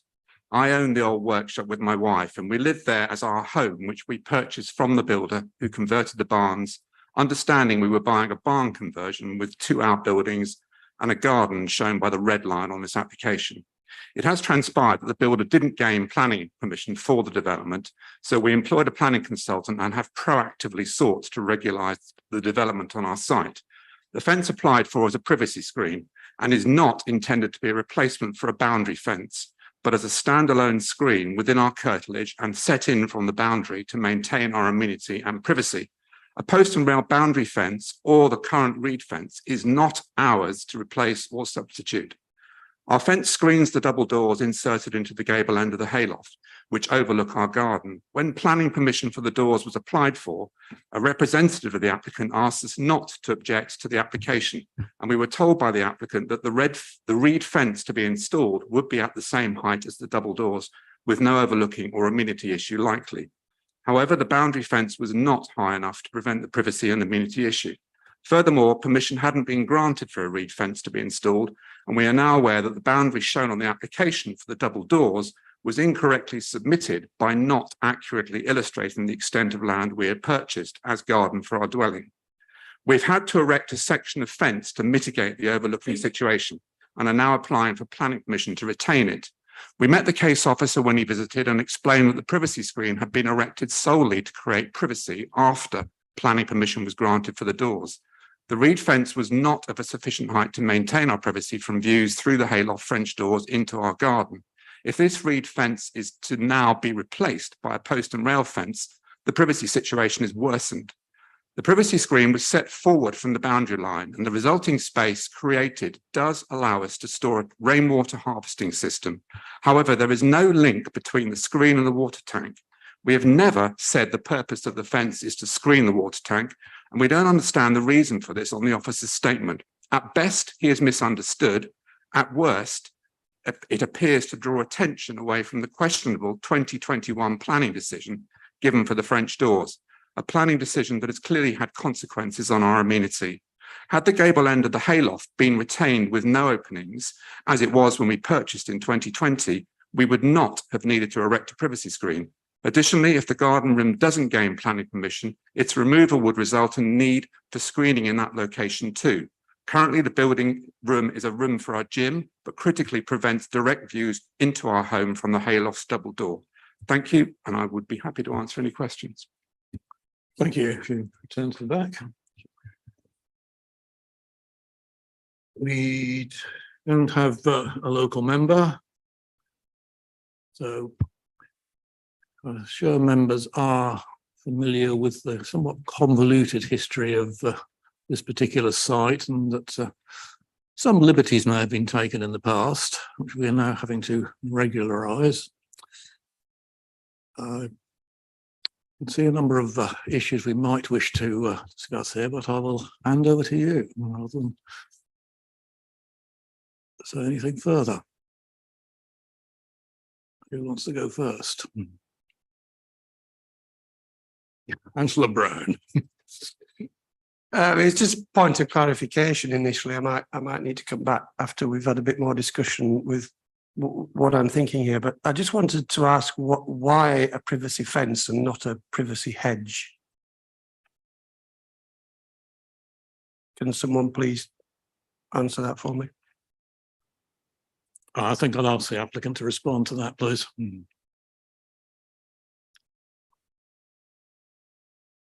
Hello, I'm Michelle Lyon, the agent. I'll answer for the applicant. The reason for not a hedge is because of the length of time it takes to grow. So because the windows was put in, they wanted something immediate that physically obstructed the view. Obviously, a hedge would take some time to establish. We had approached officers about retaining a fence temporarily while the hedge grows, but that wasn't supported by officers. It was still suggested the fence should go. And obviously it could be 2 or 3 years of overlooking whilst the hedge suitably establishes on that site to obstruct the views from those windows. So that is the reason.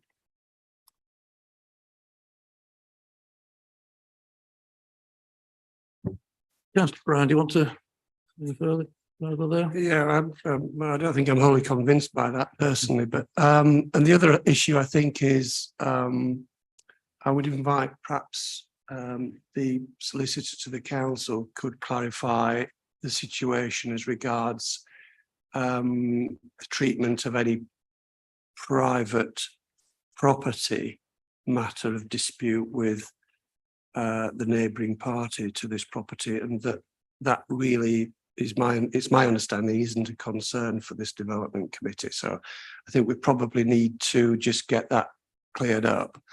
And also, you know, an allegation has been made against this council's planning authority about a planning application in 2021, which I know nothing about, but it's certainly during the period on which I've sat on this committee. So I think being the portfolio holder, I would like to know what our view is on that as a riposte to the allegation from the applicant that he's just made. Yes, certainly I don't recall any application other than the issue of the garage coming to this committee in the past, and I've sat on it for the best part of 5 years now. So, on the legal issue, Fiona? Matters of purely private property disputes aren't relevant, aren't material considerations for the committee. I mean, obviously, amenity issues are, but that's a slightly different point or issue. So you can have regard to both the applicant's amenity issues and also neighbouring amenity issues. Thank you. Could we just clarify, officers, this is not a boundary fence we're talking about. It is a short fence within the curtilage of the amenity area.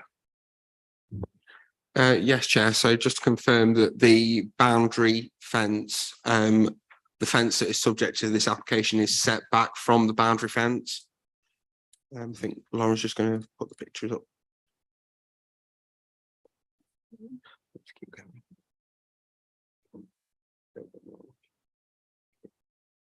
This photo here, so as you can see on the far right of the photo is a reed fence. That is what we believe is the hayloft, and the fence that's subject to this application, you can just see the concrete post on, just in the middle there, in the middle of the photo, and that's the concrete fence post. Just to confirm that during my site visit, I did go to the hayloft and viewed from the double doors into the amenity area of the old workshop.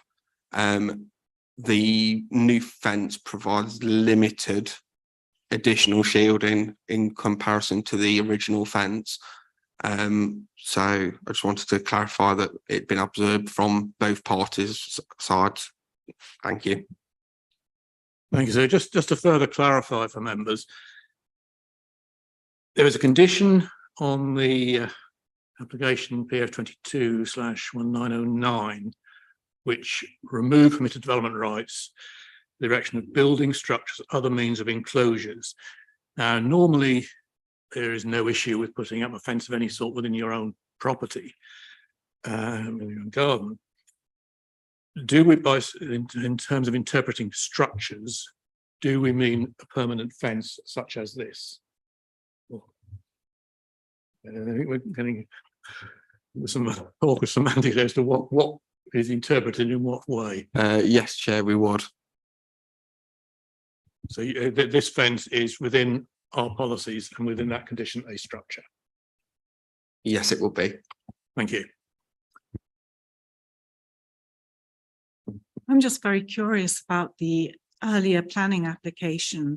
I think from what I gathered, the speaker was alleging that the neighbours had breached their planning permission, and that there was an agreement not to overlook his property. I just wondered if we could have some clarification on that. So I think there's two interlinked points. One is purely a civil matter between the two parties as to what they may or may not have discussed or what they may or may not think was agreed. And then the second thing is, was the insertion into the gable end of the main building approved or not? And my understanding is, yes, it has been approved. So the doors that are in the side which are concerning the applicant and have, from what he has said, led to the insertion of the short bit of fence, that insertion into the end is approved. There is an issue as to whether the boundary might have been shown correctly at the right time, but the window is certainly approved. I understand that the double doors in the adjoining building were approved, but were there any formal conditions around that approval? That's what I want to get at. Sitting here, not that we are aware of. Thank you. Councillor John Toy. Thank you, Mr. Chairman. Thanks to officers. Yeah,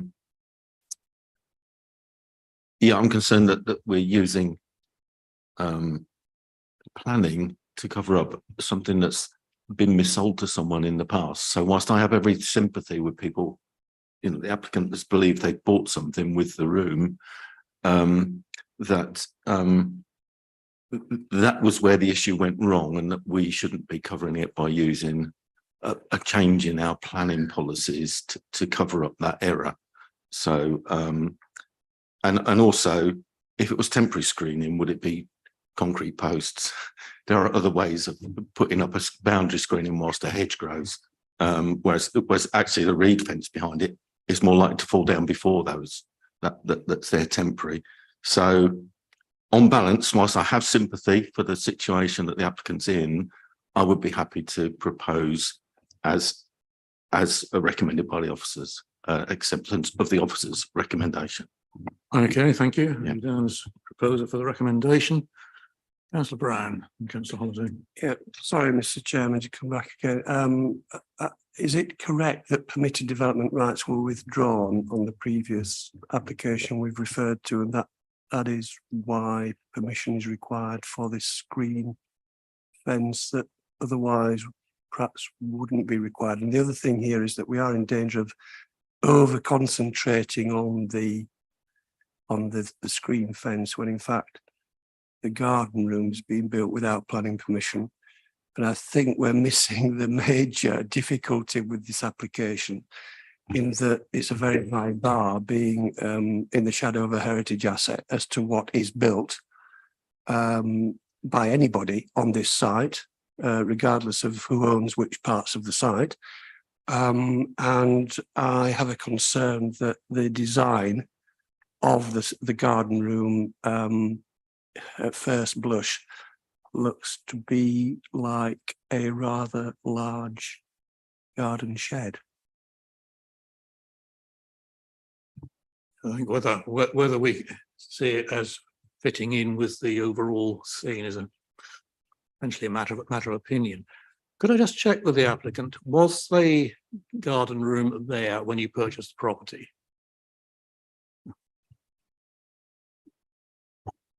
it was agreed that it would be there and it had started to be built by the time we got to the completion stage. And we had to take now a regretful decision to carry on with that process, which is why we're proactively seeking to get this permission, because the final product was on our watch, not the builder's watch. But it was started, and the purchase, the funds that we paid were for the garden. Okay, thank you. Fiona, could you just comment on that, because we're looking at a legal issue there, are we not, rather than a planning issue? Yeah, I mean, I'm just, I'm sorry, I didn't look at the general permission development order before we came upstairs, but I think with the fencing, it's got to be on the boundary to be permitted development, not just the start of a wall within an area. So I'm not sure that's permitted development, falls within permitted development itself. For personal view, there's two components to this. One, there is a garden room element, as Councillor Brown has just said, and there's a fence element. My understanding is both, because of the history of the site, both require consent, and the applicants have quite reasonably made an application for the two. But it's a single application, but you're right, we are considering both elements, not just the fence. Thank you. Councillor Holiday. Well, my point was the same, that we should be talking about the garden room as well. And it says here on the second paragraph on page 96 that the garage was removed from the original application with the in order to preserve the agrarian setting of the group. Presumably the garden room wasn't yet thought of at that time, or was the permitted development removed for, I think, as you said, for any other structure in the garden? Is that correct?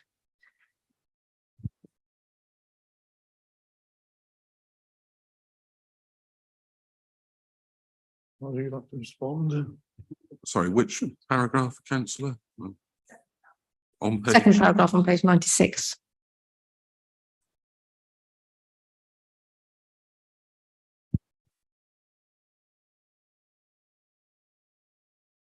Sorry, Chairman, if I can jump in.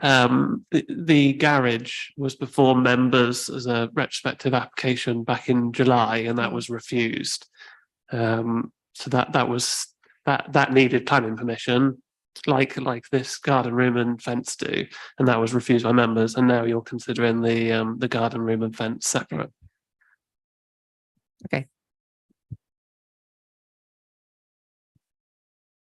Given to add. Okay. Are you satisfied with that? Thank you. Anybody else? Have a go. We have a proposal from Councillor John Toy to accept the officer recommendation. Is there a seconder? Councillor Brown, do you wish to speak further on it?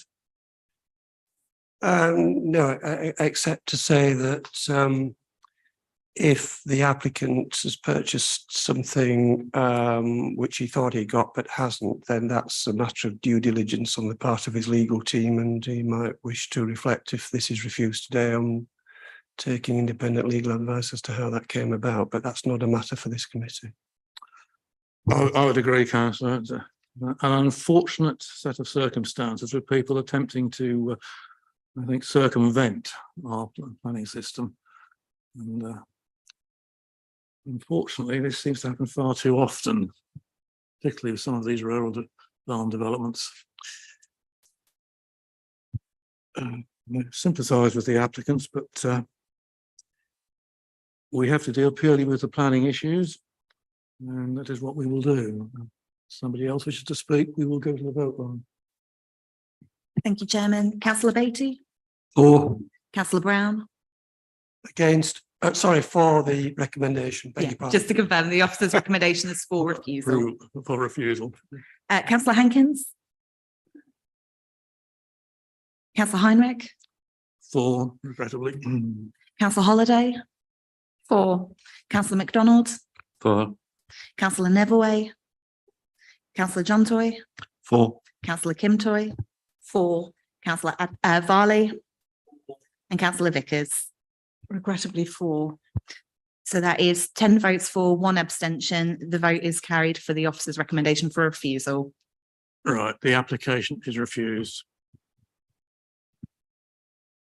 As before, you might wish to appeal. If somebody can get Jeff back in and we'll last bits.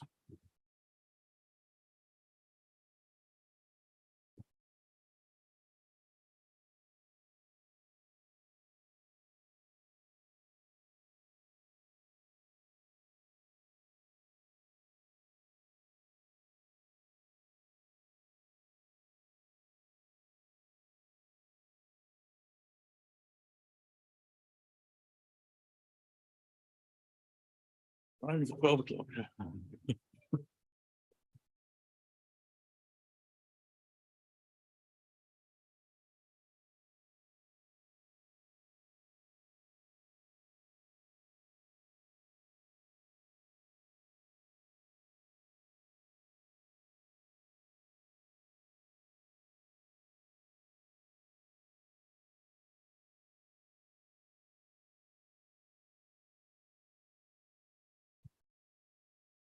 Okay, members, we're now at agenda item 14, performance update. Right, off the line. Okay, so page 99 on your agenda, we just got the performance reports for the month up to the 30th of September. So we got decisions, performance measures for speed on majors and non-majors, 2 major decisions issued 100% within time, and 65 non-majors, 95% within time. So in terms of our reports back to government and our 24-month average performance, for majors, that's currently 100%, and for non-majors, that's 94.11%. So again, performance continues to be maintained or improved across the sort of planning decisions. And in terms of the quality of decisions, so the number of appeals that are allowed, for majors, we're currently on 0% over the 24-month period, and for non-majors down to 0.44%. And that figure may go even lower after some recent appeal decisions that we'll come on to in a moment. So happy to take any comments on performance. To say continues to be strong. We've had recent meetings with our planning agents, because although we're not sort of pushing on agents to say everything's perfect because of these performance figures, but I think it points in a good direction. But we are conscious that we need to translate that performance into speeding up decisions at timeframes as well. So it's not just about getting them approved, it's getting approved as quickly as possible as well. So that's the other elements to the work that we're doing as part of the planning service improvement plan. But yeah, the figures are good, and hopefully members will. Councillor Brown. Thank you, Mr. Chairman. As portfolio holder, just pleased that I see these statistics. They're excellent. Just to and congratulations to everybody in the planning department. Just a couple of points. The 3 out of time applications referred to in the non-major, presumably we had extensions of time agreed on those 3 cases, and there are no adverse consequences from those being out of time.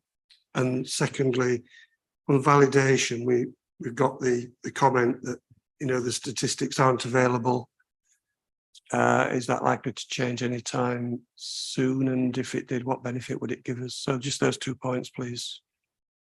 So starting with the question about those going out of time, we've had a couple where they're mainly the refusals that often, if for whatever reason an application has gone over the 8-week period, and if the case officer hasn't secured an extension of time, in most cases, it's unlikely that an applicant, knowing that they're going to get a refusal, will agree to extend the time. So that's often the cause as to why something goes over time. The officers are working hard to make sure we get those extensions of time agreed well before the statutory time limit expires. But for those 3 cases, I think a lot of them were caused by being refusals. So that's something we're working on as a service. In terms of the data sets, those of you that were sort of here a year or so ago may have heard me say that we are looking at reviewing our performance data. And as part of the planning service improvement plan, we're putting together a data set that will help you as committee members, will help the wider public understand the planning performance of the service. So we're looking at a whole suite of data that we can present in a public way that kind of gives assurance about how we're performing as a service. Because the performance measures on speed and quality, they are just two aspects of performance. There's a lot that they don't necessarily show, and one I've already alluded to is the fact that yes, the performance looks good on paper, but it's what the applicant's perception is of that good performance. Is it actually good performance, or is it because are they concerned it's taking too long to get a decision? So it's making sure we've got a full suite of data that helps you as members explain to your residents, actually we're doing okay as a service and we are performing, or it's taking this average length of time to determine a householder application, or this length of time to determine a major. So we do gather lots of data in the planning service. It's making sure we can use it in a way that's useful for us and useful for the public to see how we're performing. Thank you, Officer Williams. Yeah, just to build on that slightly. So as Mr. Lyons said, the Planning Service Improvement Plan does a lot of stuff in this space, as councillors will know. And I gave a commitment at Overview and Scrutiny Committee a couple of months back, which picks up on what's just been said, that we will look to produce a broader suite of performance indicators, because these 4 or 5 are kind of interesting, but they're only a snapshot. And the session that was just referred to with our agents and developers, they're as interested in the average length of time it takes to determine an application as they are in whether we've met a government target, which is strongly influenced by the proportion of extension of times done. So the intention, and Overview and Scrutiny Committee are keen to see this, and I think you should see it too, is sometime next summer we'll have a new list of indicators which we will then monitor and report on, certainly on an annual basis, and for a number of them on a quarterly basis. And I think that list should be produced having regard to what various stakeholders in the system think are important. And in that regard, you as a committee and what's important to you for performance is a relevant consideration, as it is to agents, as it might be to town and parish councils, as it might be to applicants or objectors. So we are doing some work in this area, but if any councillors have any bright ideas, in inverted commas, as to what you think we should be measuring and reporting on, then by all means drop one of us a line. But we will do some engagement on the subject in due course. But as has been said, at headline level, these remain very, very positive. So I suppose we're saying that the breakdown into major and minors, or those on PS2 returns, PS2, I've probably forgotten what that sounds like, some sort of high filter sun cream, doesn't it? But, I'm sure it's not. That will come forward with the Planning Service Improvement Plan sort of by next spring. We'll be looking at that in the round. So what we're going to have to do is we're going to have to continue, which is the right thing to do, to report to government on the things they think are important to assess us by. But that doesn't mean those are the only things that are important to the quality of the service. So we're not going to ditch what the government want. We've got to do those, but we want a more rounded suite. Thank you, Chair. Yeah, thank you, Chair. Yeah, I just wanted to reinforce what Councillor Brown said. Thanks to officers for achieving these amazing levels. So thank you for that. Also, to give some feedback, I've spoken to a couple of agents. I understand you've had meetings with them recently. One that I think you did one physical as well, which they found really, useful for connecting people together. So they good positive feedback from those as well. And presumably that will then help with like these validation things as well. If we're communicating with them, they're then going to start giving us the right stuff up front. So just wanted to give that positive feedback and thanks to officers. Thank you. So just on that one, yes, we've committed to quarterly meetings with agents and developers. We had one a couple of weeks back, I think it was, where there were about 30 agents, developers on the call. So if the mass ranks of those watching now would like to join that, by all means get in touch and we'll add them to the list. And yes, we have promised to do one in-person of the 4 a year. I'm slightly intrigued that that one has already happened because I'm not convinced it has, but I'm sure we're all out meeting agents from time to time. So I've certainly met a few of them. Yeah, no, that was probably my misinterpretation, them saying that they're having a physical one. So, but yes, but the fact that you're prepared to do that and that's going on has been positively received, and that was the main point I was to make. But thank you.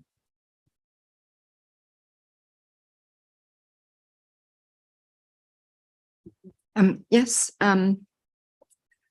as per the list, sorry, it should have gone on the list, but Nan north of Church Road, West Beckham, which was the Broadland housing a proposal which was considered last month. The draft section 106 agreement is already substantially agreed on that, which is good progress, and that will be on the list next time. We've got to speak to Broadland Housing though, because things are delayed on 2 of these applications on the list now because they are not taking an option or a conditional contract on the land, and that's what's delaying the planning. The Purdy Street one at Salt House, they've still not taken an option or conditional contract. And that's 106 agreement's been negotiated, well, agreed since the summer. I think it was June, and we sit there waiting. I find it bizarre that someone should make a planning application on somebody else's land, go to the trouble and expense of doing it, and even though you get a resolution to grant and negotiate a 106, you still have what we call no interest in the site. That means that the landowner can simply sell to anybody, not you. And this is the case at Salt House and also at West Beckham. And I am asking the agent, who just seems to be blind to the issue, what on earth is happening? And I'm having no satisfactory response, except the solicitor saying, don't worry, we're working on it. But I've heard that for 5 months now on the Salt House one. So it is actually, I don't think a commercial developer would ever, in 40 years of practice, I've never known a commercial developer to spend so much money and time and expense on someone else's land when they know even if you secure a planning permission on it, the landowner doesn't have to sell it to you. So yeah, strange times. I think that does raise one question as to, there is now planning permission on the site as to whether the landowner could then sell it for something other than social housing. Should be concerning. He's bound to obviously he's bound by the restrictions in the 106, but he doesn't have to sell it to Broadland Housing. He can sell it to any registered provider. So, but the trouble is the committee here were representations from a particular registered provider, and it could mean nothing if then the provider doesn't actually purchase the site. Can I just come in on? Yes, go ahead. I mean, the council are doing some work. They've employed a consultant to do some work on how we can enhance the speed of delivery of affordable housing. And I think this is one of those issues that I think will need to be raised as part of a risk, because it's essentially a risk point, isn't it? Because actually you go do all the effort of getting permission and then it might not happen because the landowner might not agree to sell it to you. But I mean, I'd be very surprised in those cases that it just doesn't happen. But it's disappointing that it takes longer, because we go to the effort as officers to get these to the earliest committee. But actually, if there are delays beyond our control that mean things don't happen, that's frustrating. So I think we'll feed that into the work that the consultants are doing, looking at how we de-risk the application process for appeals. Sorry, don't know much about this, but I'd like to ask the question, can we not include that in our consideration as a question that we put to developers, that they do have land secured? Otherwise, how can we say yes to an application? It just seems totally Yeah, wrong. I mean, no commercial developer I'm aware of would ever be in this situation. I've only really known Broadland Housing to be taking these, I call them incredible risks going forward, not having secured the site. And I'm raising it with the agent. I mean, I will give you an example. The agent would like planning permission on the West Beckham one. I've just had an email by the end of November. And I just sent an email back. We'd like to see you have an option over the site then, because the 106 says that you do. This is the draft that's been prepared, assuming that you actually have an interest in the site. And I'm not sure the agent understands, you know, that we either say, okay, we knock the housing provider out of the 106 because they don't have an interest. So it's with the farmer, the planning obligations. I mean, obviously that binds the farmer to then sell to a affordable provider. But I think Broadland Housing need to be called in for a discussion. That they're the only ones that are doing it. But I don't think they understand. Thank you. Very strange way for a professional organisation to operate, in my view.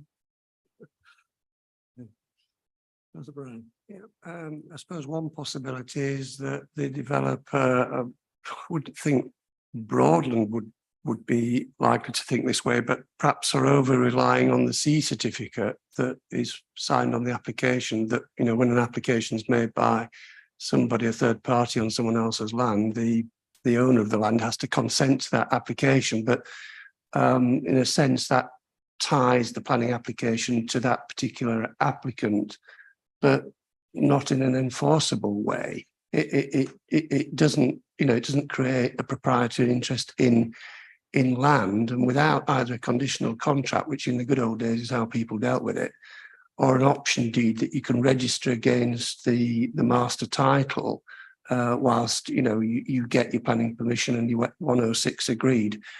Without that, as Fiona says, there's just no security, is there? Russell first. Well, just sort of statement of planning principle, I suppose, just for the avoidance of any doubt. And probably this is an oversimple way of phrasing it, but anybody can apply for any use on anybody else's land, providing they submit the relevant certificate, which either says they own it, they've notified the owner, or bluntly, they've no idea who owns it or can't find out, and they've done various other things. So the owner of a piece of land does not need to consent for a planning application to be made on their site, and doesn't need to consent before an application might be determined positively. Clearly, it's very difficult to develop that permission unless you've got the owner's consent in that regard. And it then gets an added layer of complication when a Section 106 is involved, which is in a relatively small proportion of applications, and those related to affordable housing are high up the list numerically of those, because the Section 106 process requires those with an interest in the land to sign it. So you can't sign a Section 106 on behalf of the landowner who has no knowledge of it. So, yeah, Ms. Croxon is right. You know, there is a component of people doing things at their own financial risk here. And yes, in the commercial world, it is unusual for people to take too much risk without having some ownership position first resolved, but that's not required. But it does put a slight awkwardness that it sort of delays things from our end. Something goes to committee and then bluntly things disappear into a sort of a little bit of a vacuum for a while on some occasions. But the main point of this was to answer Councillor Toy's sort of first question. Whilst it might seem odd, you know, basic planning law is anybody can apply for anything anywhere. They don't have to be the owner, but there are various ownership notification components, which is what Councillor Brown was referring to with Certificate C and that sort of thing. I was going to say, I think we'll take this point away and chat with our housing colleagues, because I think we do need to de-risk the whole process. Because, yeah, affordable housing is a corporate priority. We know that, and we need to make sure we can do everything to deliver it as quickly and as safely as possible, because we don't want to go to the effort of considering issues as a committee and then something not happening, because it's not a good use of public money or time. I don't know if it's something that can wheedle into the validation process somehow. I'm just thinking out loud when I say that. They have an option agreement or a conditional contract or some kind of proprietary interest. And if they're raising third party finance, well, they're in trouble, aren't they? Because the first question is, do you own the land? Oh, well, no, we don't. We've got section 106 and the planning consent on it. Oh, well, well done, but I'm afraid that doesn't fulfill the criteria. So I'm not sure what's happening here with developers. So in response to that, from a certain perspective, it's already within a validation list because you've got to sign one of the ownership certificates on the form. Whether we could go further than that, I think, is probably debatable, but it is a core part of the planning process question first up. I think it's probably relevant to know before something comes to committee, actually, are you in place to move the section 106 forward speedily? If you get to that point, whether it should make a difference on the decision is highly debatable, but it would be interesting contextual information, I suspect. Okay, I think that's a discussion we can take outside this meeting. We're wandering off the focus. Anything else to add on 106? Okay, let's move to the final item. Our good friends' appeals, of which we seem to be getting more and more, and some of them have not been determined for a very long time, which is concerning. Right, go ahead, Arthur. Okay, so page 103. Yeah, as you say, some appeals seem to take a long time to determine, and others we get a decision back incredibly quickly. And one of those that we've had a decision back incredibly quickly is the second item on page 103 at Blakeney. So we had an informal hearing only recently as the 19th of September, and we now have a decision from the planning inspectorate as of a couple of days ago. So they can turn it around quickly when they have the capacity at certain levels to do it. And in that case, the appeal was slightly bizarre situation where we had an application for a dwelling and creation of some chalk grassland. The inspectors allowed the chalk grassland, but has dismissed the dwelling. So it's issued a split decision. So an interesting one. Not the sort of thing we see very often in terms of a split decision like that. But if you do get a chance to read that decision, it's quite an interesting way the applicant, so the inspector has looked at the particular issues. There was some debate in the hearing as to whether actually creation of chalk grassland is development. We were arguing it wasn't development. The appellant was arguing it was development. So I think that's why the inspector may have allowed the chalk grassland just to satisfy the concerns of the appellant. So it's a good decision to get there. And the second successful appeal on that side we've had in a relatively short space of time. So the rest of the agenda is on the appeals is pretty much as is. So happy to take any questions that members may have on appeals. I think on Blakeney, it's reassuring that the applicant, the appellant, was offering up some biodiversity net gain without strictly needing to. So we'll take whatever quick wins we can get in planning. But yeah, an outbreak of common sense, I suspect, by the inspector. Any further questions on the fields? In which case,